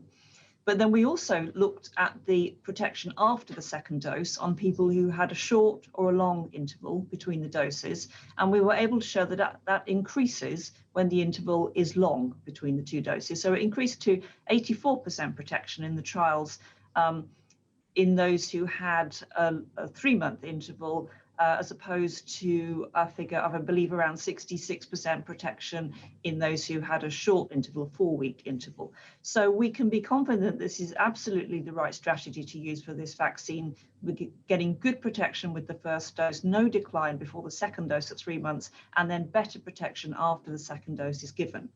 And as you say, these are not from very large numbers of people. It was the people who are in our clinical trials who happen to have had the dose at different intervals. But what we do know is that the trends that we see in terms of sustained protection over time, in terms of improved efficacy after a longer interval between the first and the second dose, are going to be consistent across populations. Now, the exact numbers will not be the same, we will always see somewhat less vaccine effectiveness in the very elderly population, who are the priority groups to be being immunized. But the trends in good protection after the first dose and improved protection after a long interval between the first and the second dose are expected to be maintained. And as we now start to get the real world effectiveness data, we will be able to be reassured on those points. But I expect that that's what we will be seeing. Rebecca? Thank you. Just a very final question, and I appreciate this isn't going to be an easy one to answer, and it's addressed to both Dr. Dormitzer and Professor Gilbert. With the data sets that you have available from both studies, what is your professional view in relation to concerns that partial immunisation of the population with one dose at this time could fuel more dangerous coronavirus variants, particularly as lockdown restrictions begin to ease in the UK and non-vaccinated groups begin to mix? Dr. Dormitzer. So one relevant piece of information I can provide on that is looking at the neutralizing antibody responses we see after the first and the second dose. And at the time of the second dose, when people have only received one dose at that time, most people do not have detectable neutralizing titers, and those who do have rather low titers. Within 7 days of the second dose, neutralizing titers are very high, higher on average than you see after natural infection. And so if you believe that weaker neutralization can help select for variants, in a sort of classic laboratory virological experiment sort of sense, you do want to have high neutralizing titers and high levels of the other forms of immunity to prevent the emergence of variants. So one of the risks of not giving a second dose is the less ability to block the emergence of mutations based on typical laboratory findings with virus rather than based on specific data looking at the generation of variants against this virus in the real world. Thank you, Dr. Dormitzer. Professor Gilbert, sorry. So to make sure that we have the lowest chance possible of new variants arising, we need to prevent the virus spread transmitting between people. And we're now doing that very effectively with the vaccines. The second dose will be given. It will be given at a longer interval rather than a shorter interval. And that's enabled us to give the first dose protection, which, as we've heard, is high, to many more people than we would have done had we given all doses 3 or 4 weeks apart. So that is important in increasing the protection across the population, which we need to do. We need to continue with the vaccine rollout to get as many people as possible protected, and we need to make sure that nothing can slow that down. So the more people that we have given protection from the vaccine, the less transmission we will see. But we also need to be aware that the vaccine cannot be used in everybody immediately. We currently are not vaccinating children, and there will be transmission amongst children. So we have to use the other measures that we also have available to us to keep the transmission of virus as low as we possibly can. We cannot allow only the vaccines to do all the work of protecting the population, while at the current time in the UK, we still have relatively high levels of transmission. And there is a danger that if measures are lifted too quickly, that transmission could increase, and that puts us at a greater risk of selection of new variants that are not so well effectively neutralized by the virus. It won't be all or nothing, but it could be a significant change, and we want to minimize the chances of that happening as much as we possibly can. Thank you very much indeed. We'll go to Aaron Bell and then Graham Street. Thank you, Chair. And I want to talk about variants and further vaccine development. But just following on from your answer to my colleague Rebecca Long-Bailey, just now, Professor Gilbert, is my understanding then that your opinion of what the government did with going to 12 weeks is not only has that been for the benefit of public health, but actually because of the reduced transmission that should cause, looking at the data we have, that will actually reduce the risk of further variants developing in the UK? Is that a fair assessment? That is a fair assessment. I think that given that the amount of transmission that we did have in the UK, that was the best way to use the vaccines at the time. In other countries with lower rates of transmission, that might not have been the best decision, but for the UK, I believe that it was. But it's still only part of the answer. We have a long way to go. Thank you. And so how confident are each of you that your vaccine, your company's vaccine, or your project's vaccine, in your case, Professor Gilbert, will be effective against new variants, but the ones that are out there at the moment, particularly the South African and Brazilian variants, but the UK variant as well, I suppose, and also as well as new variants in the future? Professor Barkley just told our committee in the previous session that she anticipated a gradual loss rather than an escape. Is that both of your interpretations? If I go to Dr. Dormitzer first. Certainly. So from real-world effectiveness data, both in the UK and in Israel, where the UK variant is common, we're starting to get our first direct evidence. And that is that we are seeing protection against the UK variant that is equivalent to the protection we saw in controlled trials before that variant was circulating. For other variants, at this point, we have to rely more on laboratory data. And the laboratory data thus far are, I would say, quite reassuring. We do see with the South African variant some reduction in the level of neutralization. But it's important to point out that the level of neutralization that we see against that variant is still much greater than the level of neutralization we saw in our phase 3 trial at the time that vaccine-mediated protection from disease started. So yes, these mutations can reduce the level of neutralization, but they do not reduce the level of neutralization anywhere near as low as neutralization that was observed at the time that people were protected in the trial. So we think it is likely that the vaccine will protect against the variants that we have seen to date. But the way to be sure is, of course, through real-world data, because laboratory measures of immunity cannot be translated directly to known protection. That requires actually observing protection in the field. Thank you. And Professor Gilbert? So we have seen in the UK clinical trials and now the real world effectiveness data equivalent efficacy and effectiveness of the vaccine against the UK variant as we had originally in the clinical trials. And I think that's really important finding, because that variant is one that transmits much more readily than the original virus and is tending to take over wherever it is found. So the fact that we have good efficacy against that particular variant is very good news. Against South Africa, you will have seen the data that came out of the phase 2 study that we did in South Africa. It's a limited amount of data showing that we only saw 20% protection against mild disease in a population of young people, median age 31 years, who had had the vaccine with a 4-week dose interval. So for us, the short dose interval, which is not as immunogenic or as effective as the 3-month dose interval.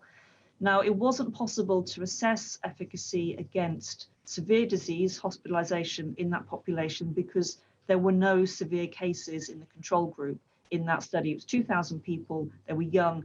We didn't observe any severe disease in the control group, so we can't tell you what the efficacy of the vaccine is against severe disease. What we do know across the board is that we see much greater level of protection against severe disease than we do against mild disease. And of course, it's the protection against the severe disease that's keeping people out of hospital that really has a big impact on the healthcare systems. From Brazil, we have a phase 3 trial in Brazil. We don't yet have the data on on which virus is causing the infections in that study. We need to get the sequencing done on swabs taken from people in the clinical trial so that we can get more information about protection against the Brazilian variant. So that's still to come.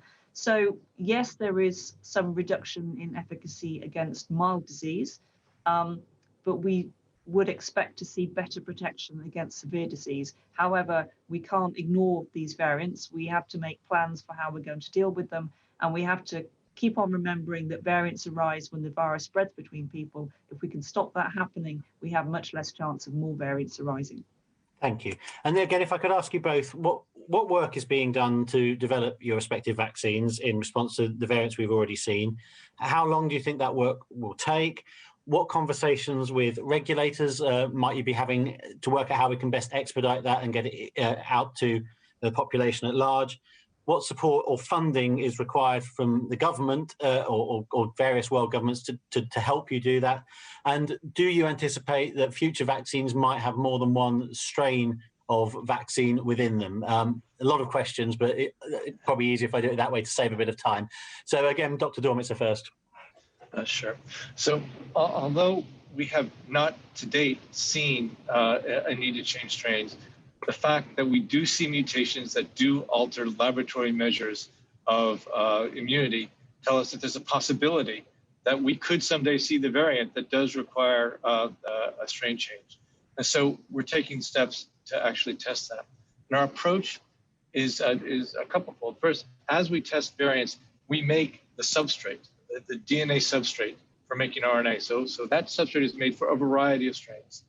And with one strain, we're taking a prototype approach where we're taking a single strain and we intend to make a batch of vaccine to test it at least in a safety and immunogenicity trial.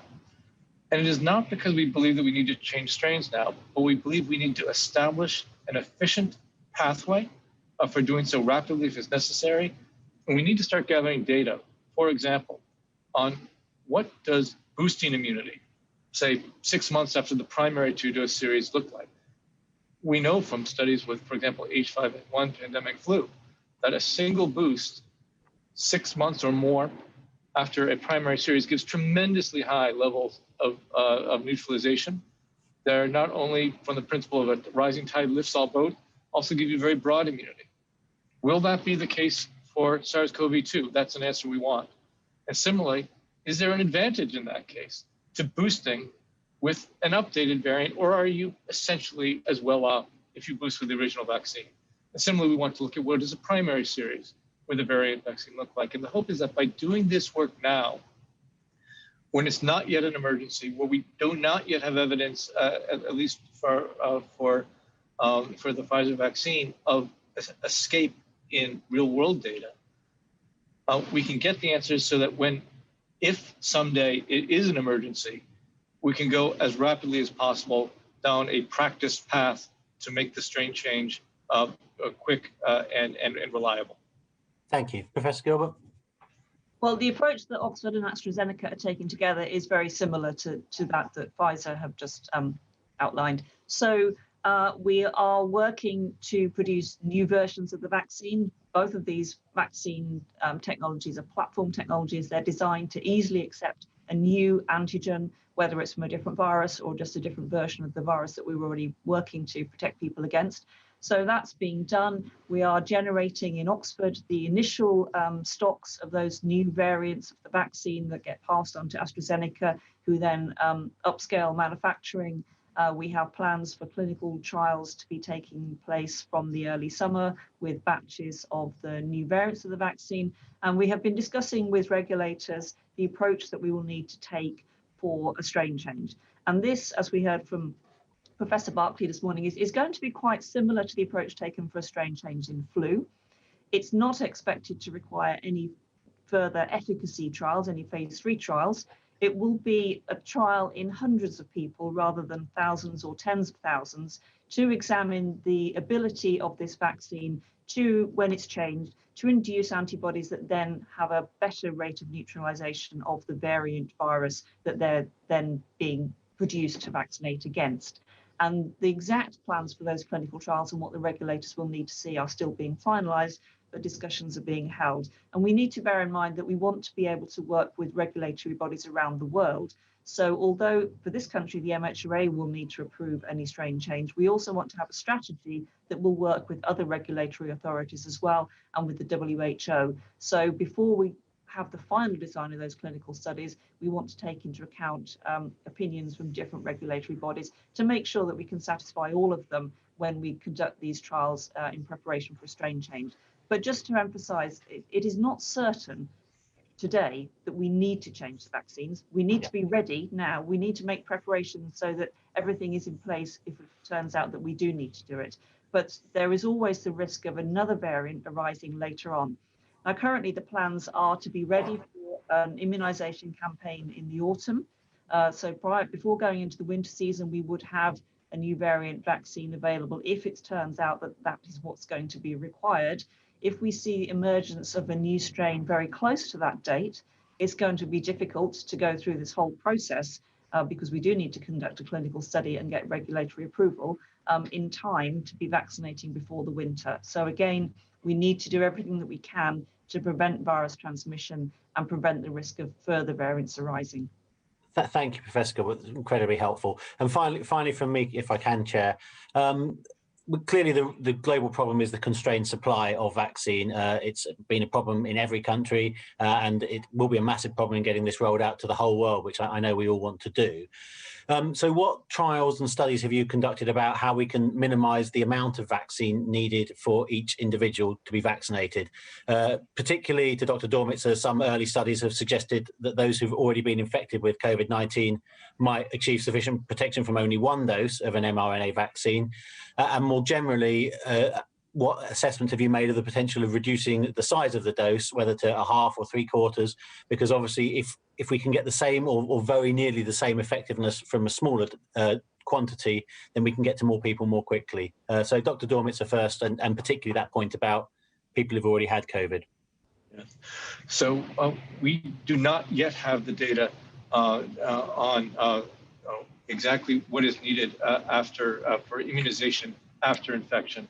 But we did in our phase 3 trial screen people for both serological and virus shedding evidence of infection at the time of enrollment, and those people were enrolled. So we will be looking at our data to see what we can extract from the phase 3 data that might inform that question.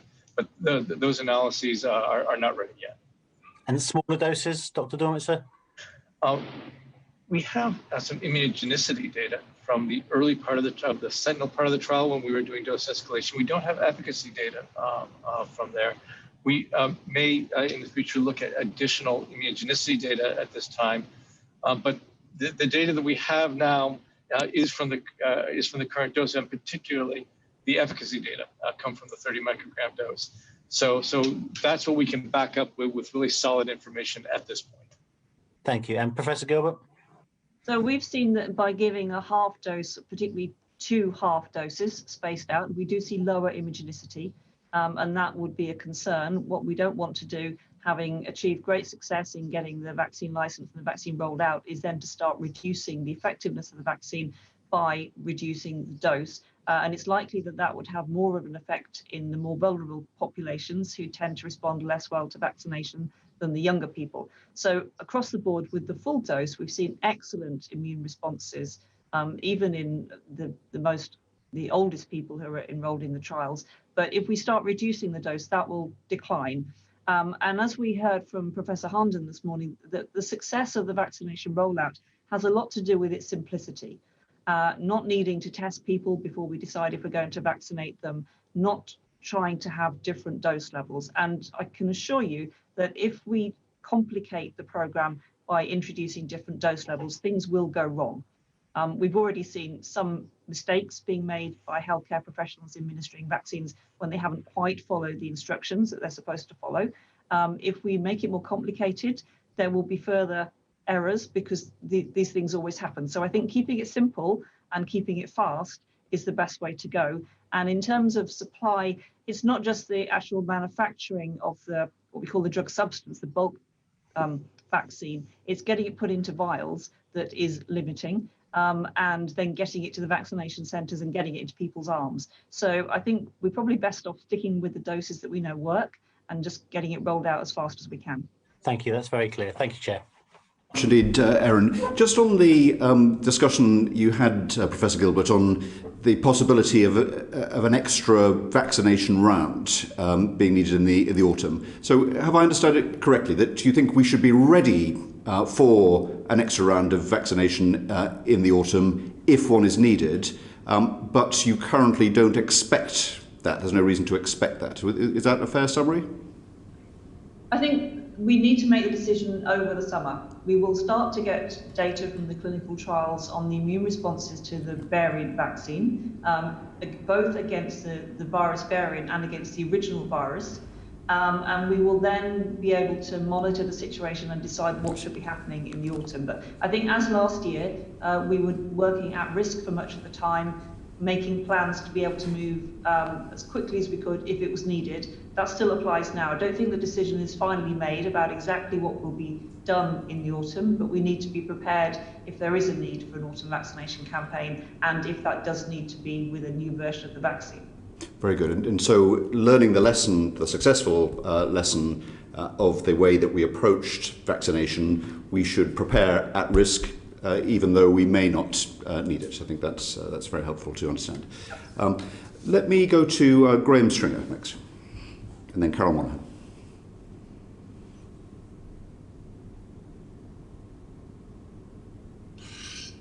Good morning, Professor Gilbert.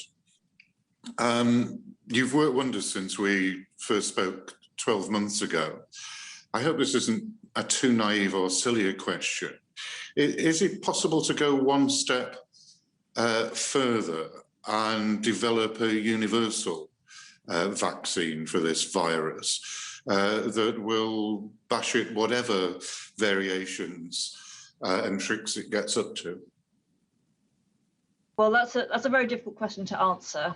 All of the vaccine development has been focused on making a vaccine against what we have circulating now.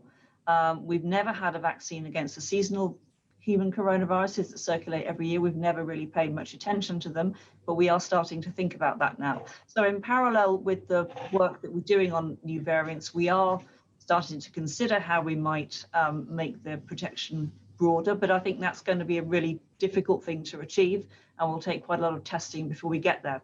We are also thinking about second generation formulations of the vaccine. As you know, all the vaccines are being given at the moment as intramuscular injections, and that is not necessarily the best way to provide protection against a respiratory virus infection, where we want the immune system to be active in the upper respiratory tract and then in the lower respiratory tract, which is where the virus is causing the infection. And we have flu vaccines that are given by nasal spray. And this could be a very good approach in the future to use vaccines against coronaviruses. It's also possible to consider oral vaccination, where you take a tablet that will give you that immunization. And that would have a lot of benefits for vaccine rollout if you didn't have to use the needles and syringes for people. Both of those are approaches which we are beginning to assess. They will take time to develop. They will have to be tested for safety and then for efficacy as well. Because we need to know that the immune responses that will be generated by both of those approaches will be a little bit different to what we get from an intramuscular injection, but they have potentially large advantages. And so that's where we're going to be focusing our attention on working out if we could use different delivery routes in the future for these vaccines. But it's not theoretically impossible to have a universal vaccine. It's not theoretically impossible, but I've been attempting to work on a universal flu vaccine for many years now. We haven't achieved it yet. So it's a lot to ask for. I'm sure there will be a lot of attention paid to it, but it's not an easy thing to do. Thank you. Can I move on to the vaccine task force now? What level of supply can we expect over the next 3 months?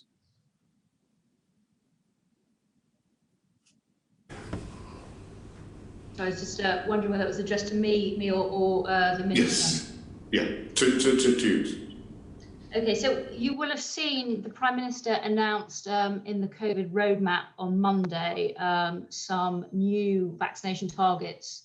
So cohorts 1 to 9 to be vaccinated by mid-April and all adults to receive their first dose by the end of July. So clearly we are confident that we will have a sufficient supply to meet those targets. Thank you. Is the implication of that when we get to late March and April and the commitment to give people who have had the first vaccination a second vaccination, is that there will be a severe drop in first vaccinations during April and early May? Well, clearly, we will need to be giving people their second vaccinations as well. So that will be factored into the deployment planning. But will there be a severe drop in first vaccinations in April? Well, I'm not actually responsible for deployment. I'm responsible as part of the VTF for supply. So I don't want to stray too far outside my remit. Oh, sorry. Maybe the Minister's got an answer. Thank you very much, Sir Graham. I'm very happy to come in because obviously I've got both the brilliant team under Maddie on the supply side, and we have real confidence in our supply and our visibility of supply, the line of sight, as I've described it to your committee before, and also on the deployment side. So we will be doubling the rate over the next 10 weeks of deployment on through the NHS infrastructure, whether through obviously hospital hubs, national vaccination centres, primary care, which has been the sort of the backbone of this, and I thank them for that, and of course pharmacies. And so we will meet our target. And to meet that target, there will not be a drop because we've got to offer 32 million people the first dose. And of course, the NHS has already begun reserving second doses for the end of this month. And then the bigger second dosing begins in March onwards. So the two things will go hand in hand. And anyone who's had a first dose will get their second dose within 12 weeks. So if you had Pfizer, you get Pfizer within 12 weeks. If you had Oxford, you get Oxford within 12 weeks. And so I don't envisage a drop. For first vaccinations, what is the implication of that for the total number of vaccinations in March and April? Well, as I said, we are confident that we will meet our target. I don't want to get into the dispute we had in the last meeting, Minister, but what is that per month? I know there's a final target, and I'm delighted the government have met the 15th of February final target. But what will the number of vaccinations be in March and April? Just the total. Well, again, I'm afraid to disappoint you. Like last time, I focused on a single target, which is that has been set for me by my Prime Minister to say by the middle of April, we would have offered the vaccine to all over 50s, and of course, given the second dose for all who are eligible, their second dose as well. So my target is that. The numbers will fluctuate day by day, week by week. You know, we get into a whole other world of forecasting, which I'm not willing to get into. Clearly, you're not. Can I ask it? I'm not trying. It's not a trick question, but the Adam Smith Institute have suggested that it should be possible to do 6 million vaccinations a month. Do you think that is realistic? And if not, why not? So we've built an infrastructure clearly which can do many, many more doses than we are currently doing. So if you recall, about 3 or 4 Saturdays ago, we got to just shy of 1,000 doses a minute. And so we have built an infrastructure that can do double the rate of what we did in the sort of first 10 to 11 weeks, reaching the mid-February target of the top 4 most vulnerable cohorts and those who look after them, that 15 million target. We are looking to double that in this target sprint till the middle of April. And then, of course, we go on to offer the vaccine to all adults by the end of July. Right, we're back there. Do you see we've had one threat to the supply from the EU? Do you see any more potential threats to the supply of vaccines?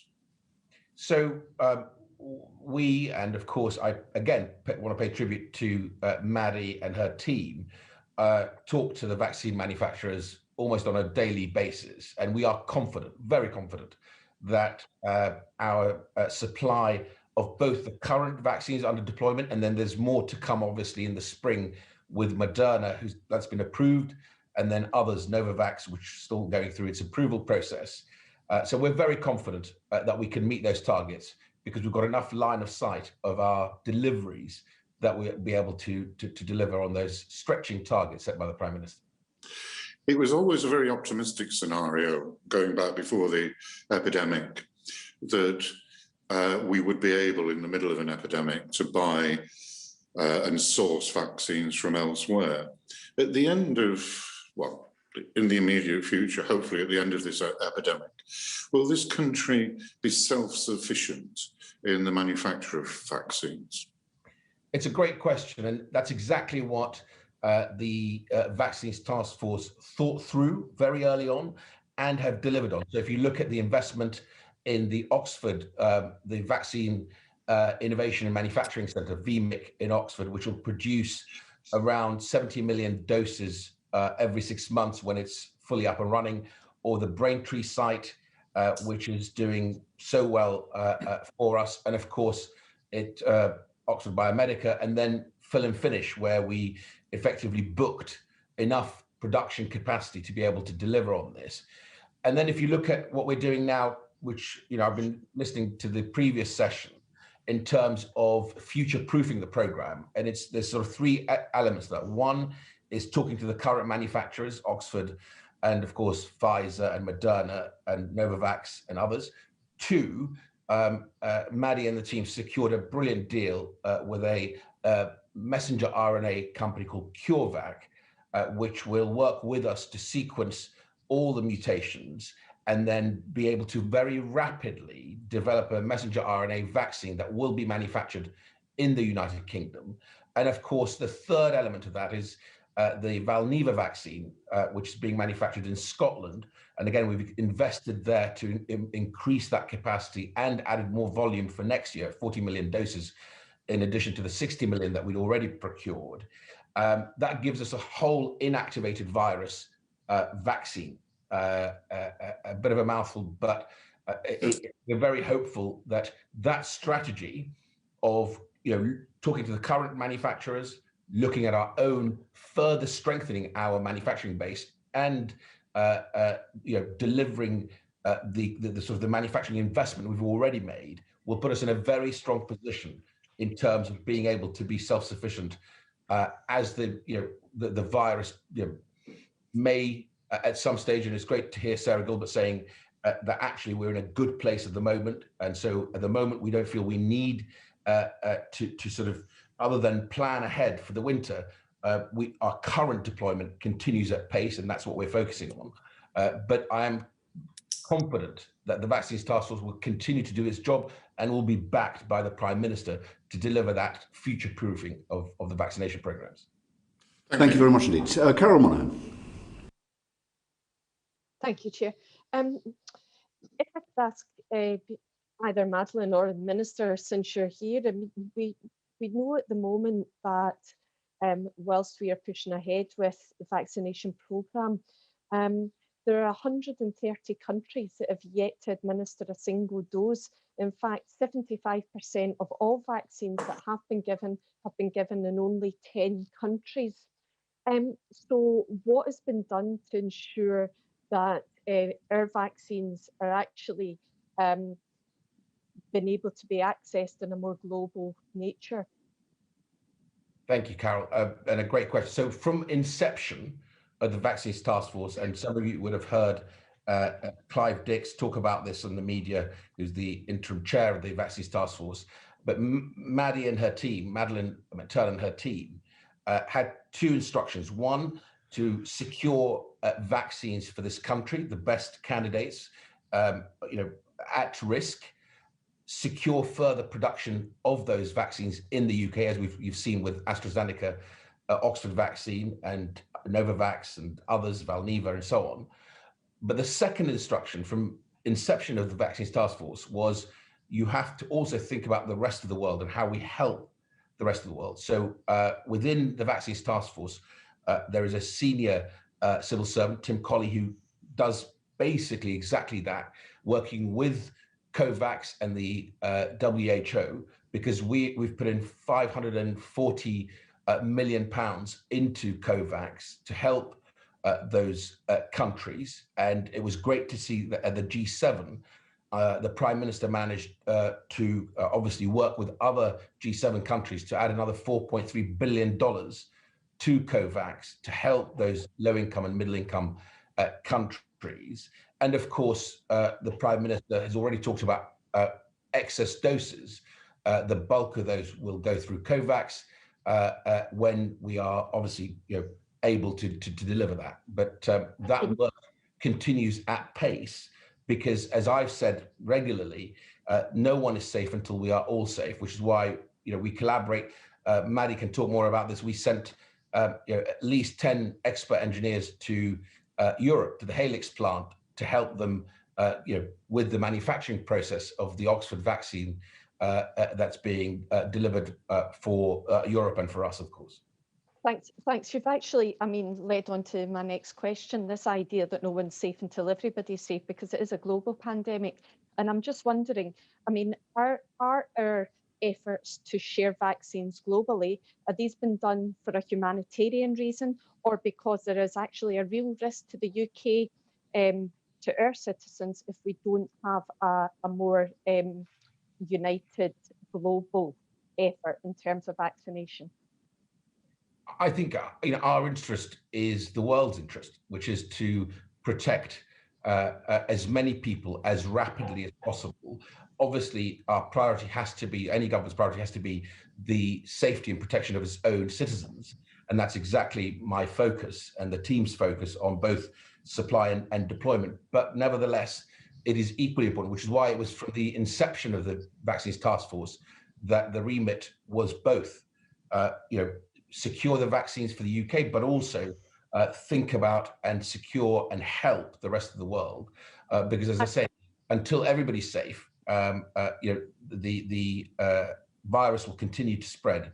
And that's why it's so important, which is why the Prime Minister led on this at the G7 as well and secured it. I wanted to come on to that, because the Prime Minister was quite clear that excess vaccines would be shared with poorer countries, but only once the majority of the citizens here in the UK were vaccinated, whereas President Macron actually took a different view on this. He wanted countries in the G7 to start sharing 5% of their vaccines now, both in terms of the global fight against COVID, but also for diplomatic reasons. And we can see that China and Russia are making sort of great efforts in this area. So who is right, and should we not be taking the view of President Macron and actually moving to shift some of our vaccines to developing world just now? Well, look, I think each country will take its responsibilities seriously in its own way. Suffice to say, before any vaccine was shipped anywhere, we made the commitment to COVAX of £540 million, the largest financial commitment of any country per capita, certainly, to COVAX really early on, to help to make sure that actually COVAX can really begin to focus on delivering for those countries that need it. And of course, we've already made the commitment that we would share excess doses, with the rest of the world as well, at no profit to the United Kingdom. This is not us trying to sort of, look at helping economically advantageous ways to us. So I think our position has to be that we protect. Our first priority has to be, and as the Minister for Vaccine Deployment has to be, to protect our citizens as quickly as possible, which we are doing. And I think our targets are pretty ambitious of mid-April and end of July for all adults to be offered the vaccine. And of course, at the same time, hence why we've lent in so heavily into COVAX.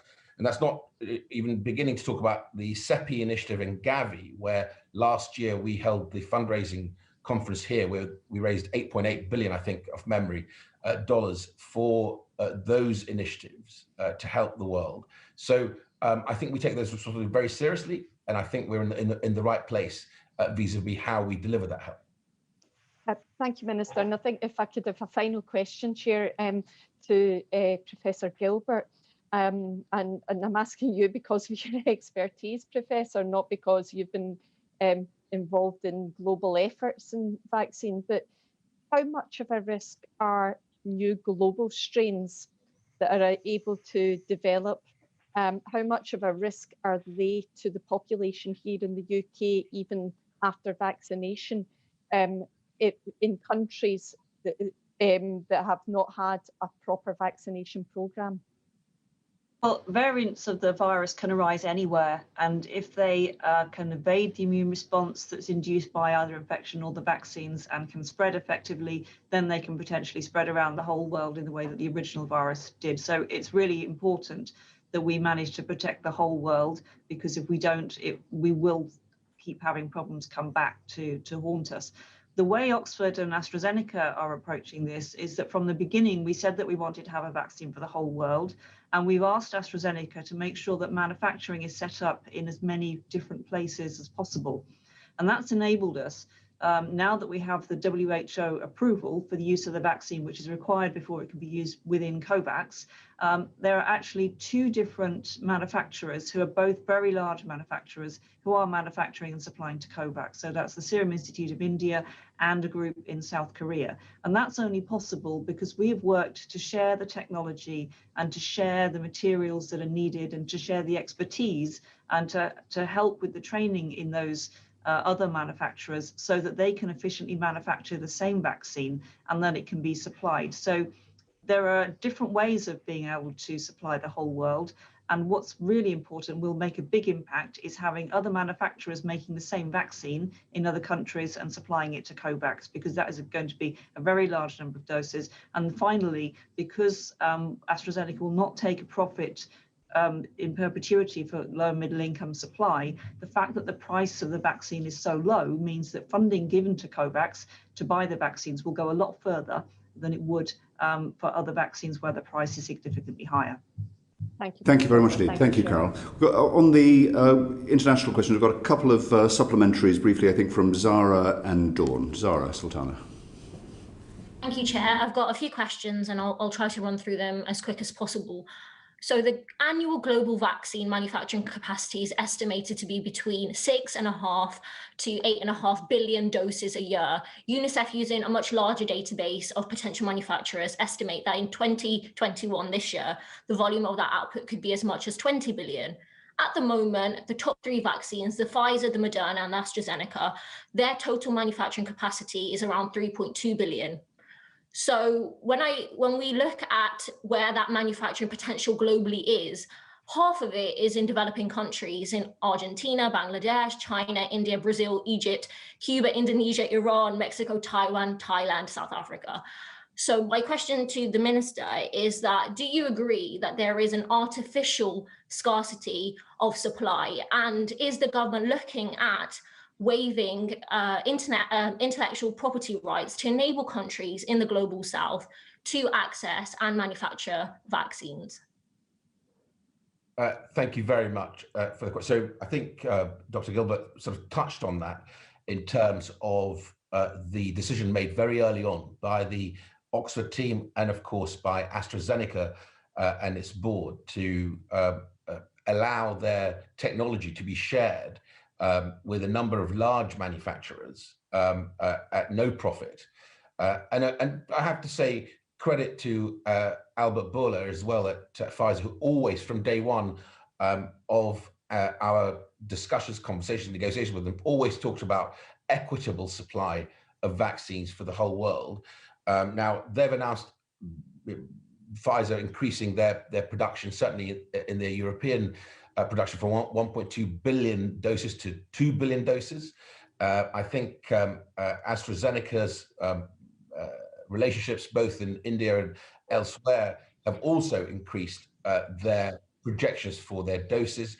And don't forget, you've got J&J, which is a vaccine developed with Janssen, which is a single shot vaccine, which will also produce very large volumes, as well as, of course, Novavax and Moderna and Valneva and others that will come online. And of course, other countries have got their own vaccine candidates. So I think that it is an endeavor for the whole world. The important thing, I think, probably to sort of stress to the committee is the work of COVAX. We need coordination. When I talk to ministers of health in low income or middle income countries, the one thing that they keep coming back to is, greater coordination through COVAX.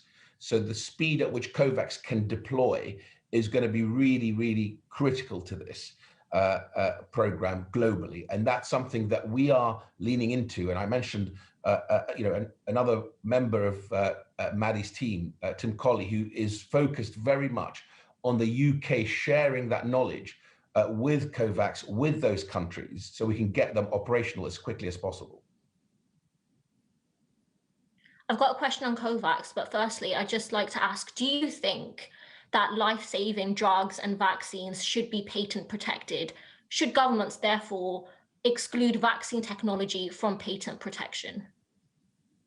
Well, I think, look, what the vaccine developers, the scientists, the manufacturers, and these are businesses, have done is extraordinary. So the ecosystem, without the intervention of politicians, other than to back them when they needed that backing to do the research, as we did with the Oxford team very early on, and it didn't happen in 2019, it happened way back much earlier in the decade. For that support, they were able to shift their research towards COVID vaccine discovery, was the important bit. But I would be loath to attempt to even intervene in that world, because what they've done is pretty remarkable. And I think any politician would be wise not to try and do the job for the industry. The industry has really stood up and have come forward and delivered. And I think it would be, I would say, really unwise to try and intervene and think that we can set up, whether it's what the costs of development is or cost of manufacturing.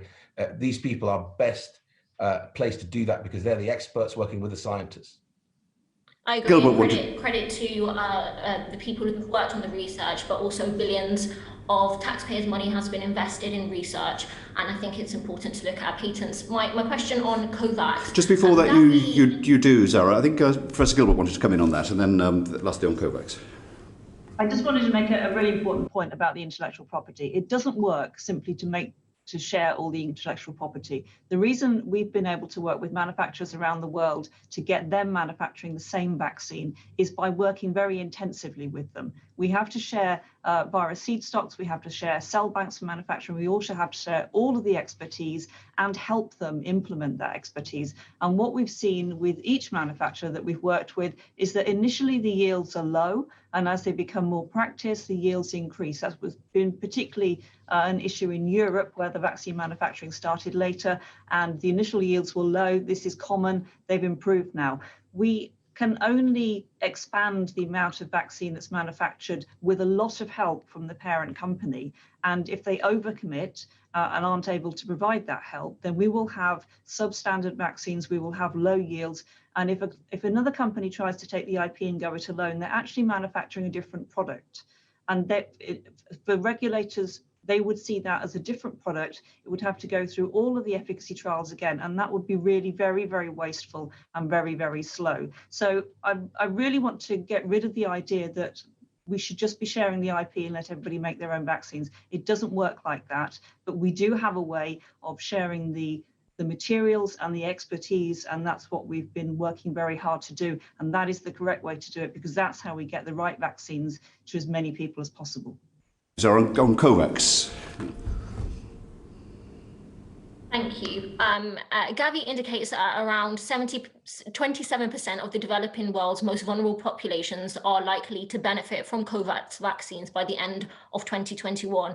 That would delay the possibility of the global population being immune anytime soon. In the UK, we wouldn't accept 27% of our population benefiting from vaccines. So what more can the UK government do to increase that number through COVAX?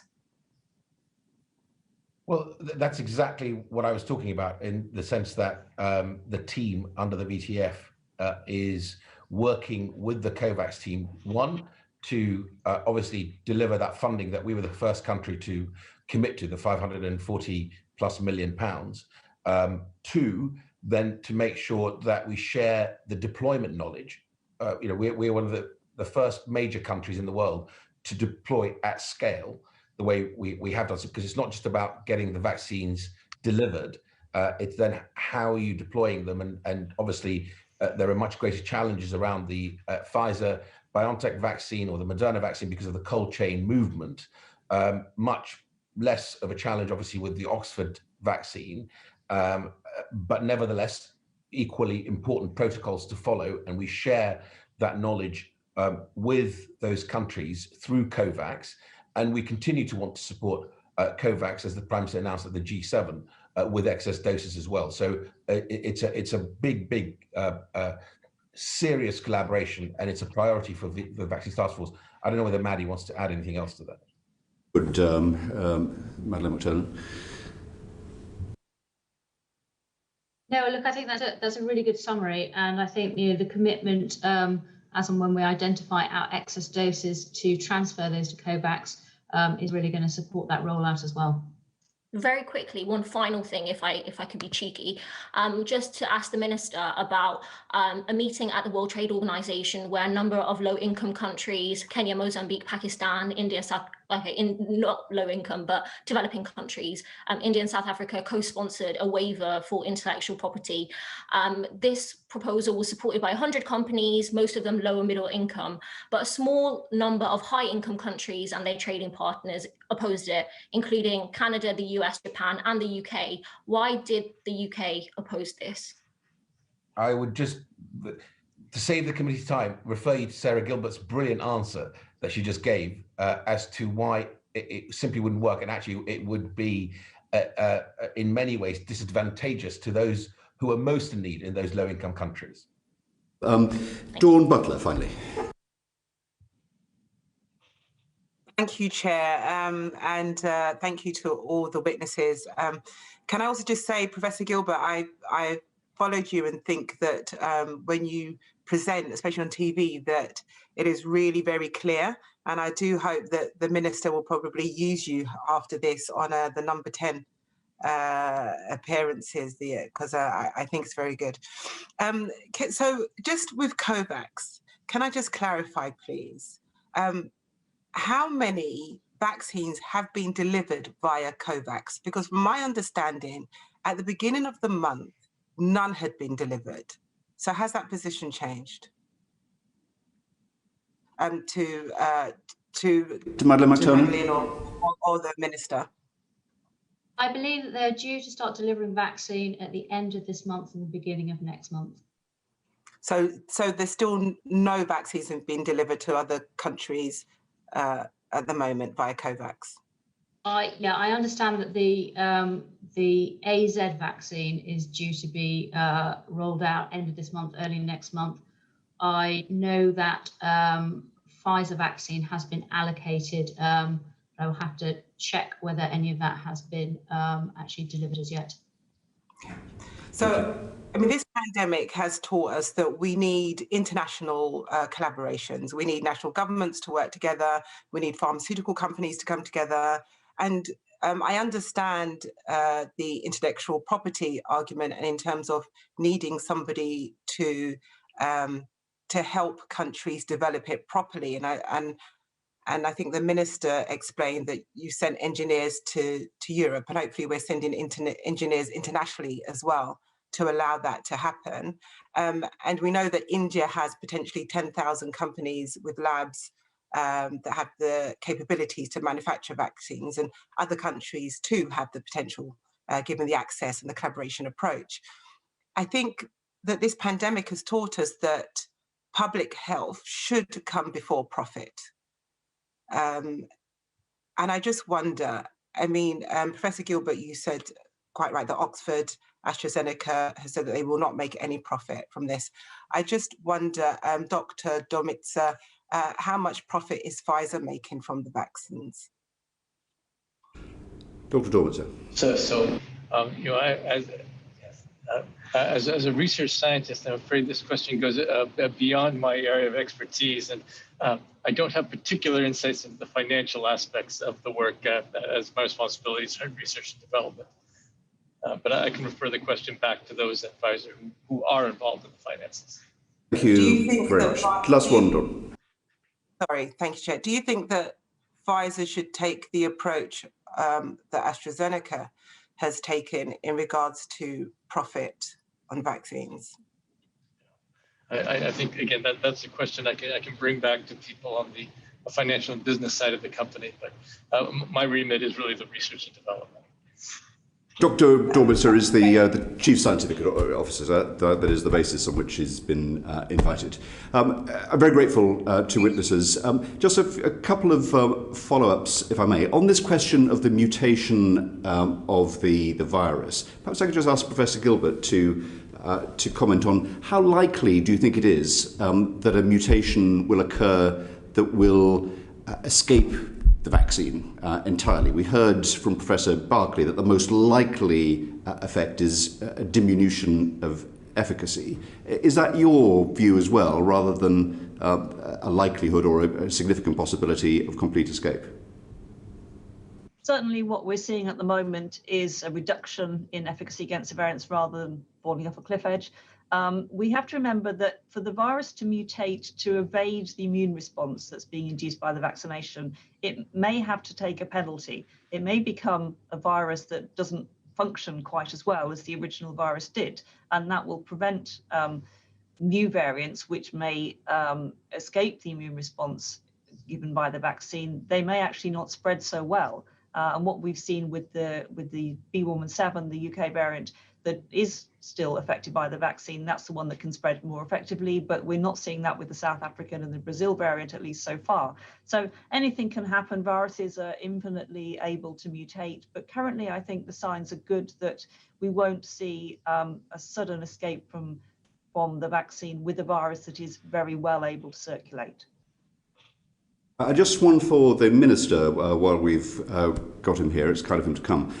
We heard in the first session from Professor Harnden about the vaccine being available to people with learning disabilities. And you have tweeted during the morning that anyone on the GP's learning disability register can now come forward. I think Professor Harnden said it was for people with severe and profound learning disabilities. Would you just kind of clear up what the advice is? Yes, happy to clear that up. Obviously, the JCVI have reviewed their advice, and it is anyone now who is registered on their GP's register with learning disabilities that can come forward. So it's about an additional 150,000 people who'll be able to come forward. Well, that concludes our questions for this morning. Can I reiterate my very grateful thanks to all of the witnesses that we've had, in particular to their colleagues who have got us into the very fortunate position we're in today. I remember well Professor Gilbert coming to see us at the committee very early in this pandemic and expressing even then confidence and optimism that we would be in this position. She's certainly been vindicated, and we're very glad that she has been in that respect. So thank you very much indeed. It's I think it is it's 6:45 or 6:55 now in New York. I think Dr. Dormitzer has earned a well-deserved breakfast. I hope he'll enjoy that, and I wish all of our witnesses well, and conclude this meeting of the committee. Order. Thank you very much. Thank you very much. Thank you, everyone.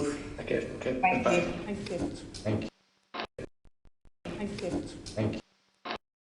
Technology, the 24th of February.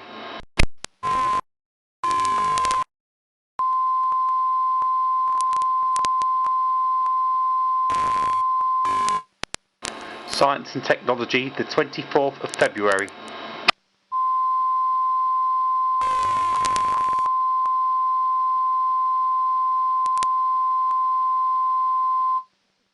Science and Technology, the 24th of February.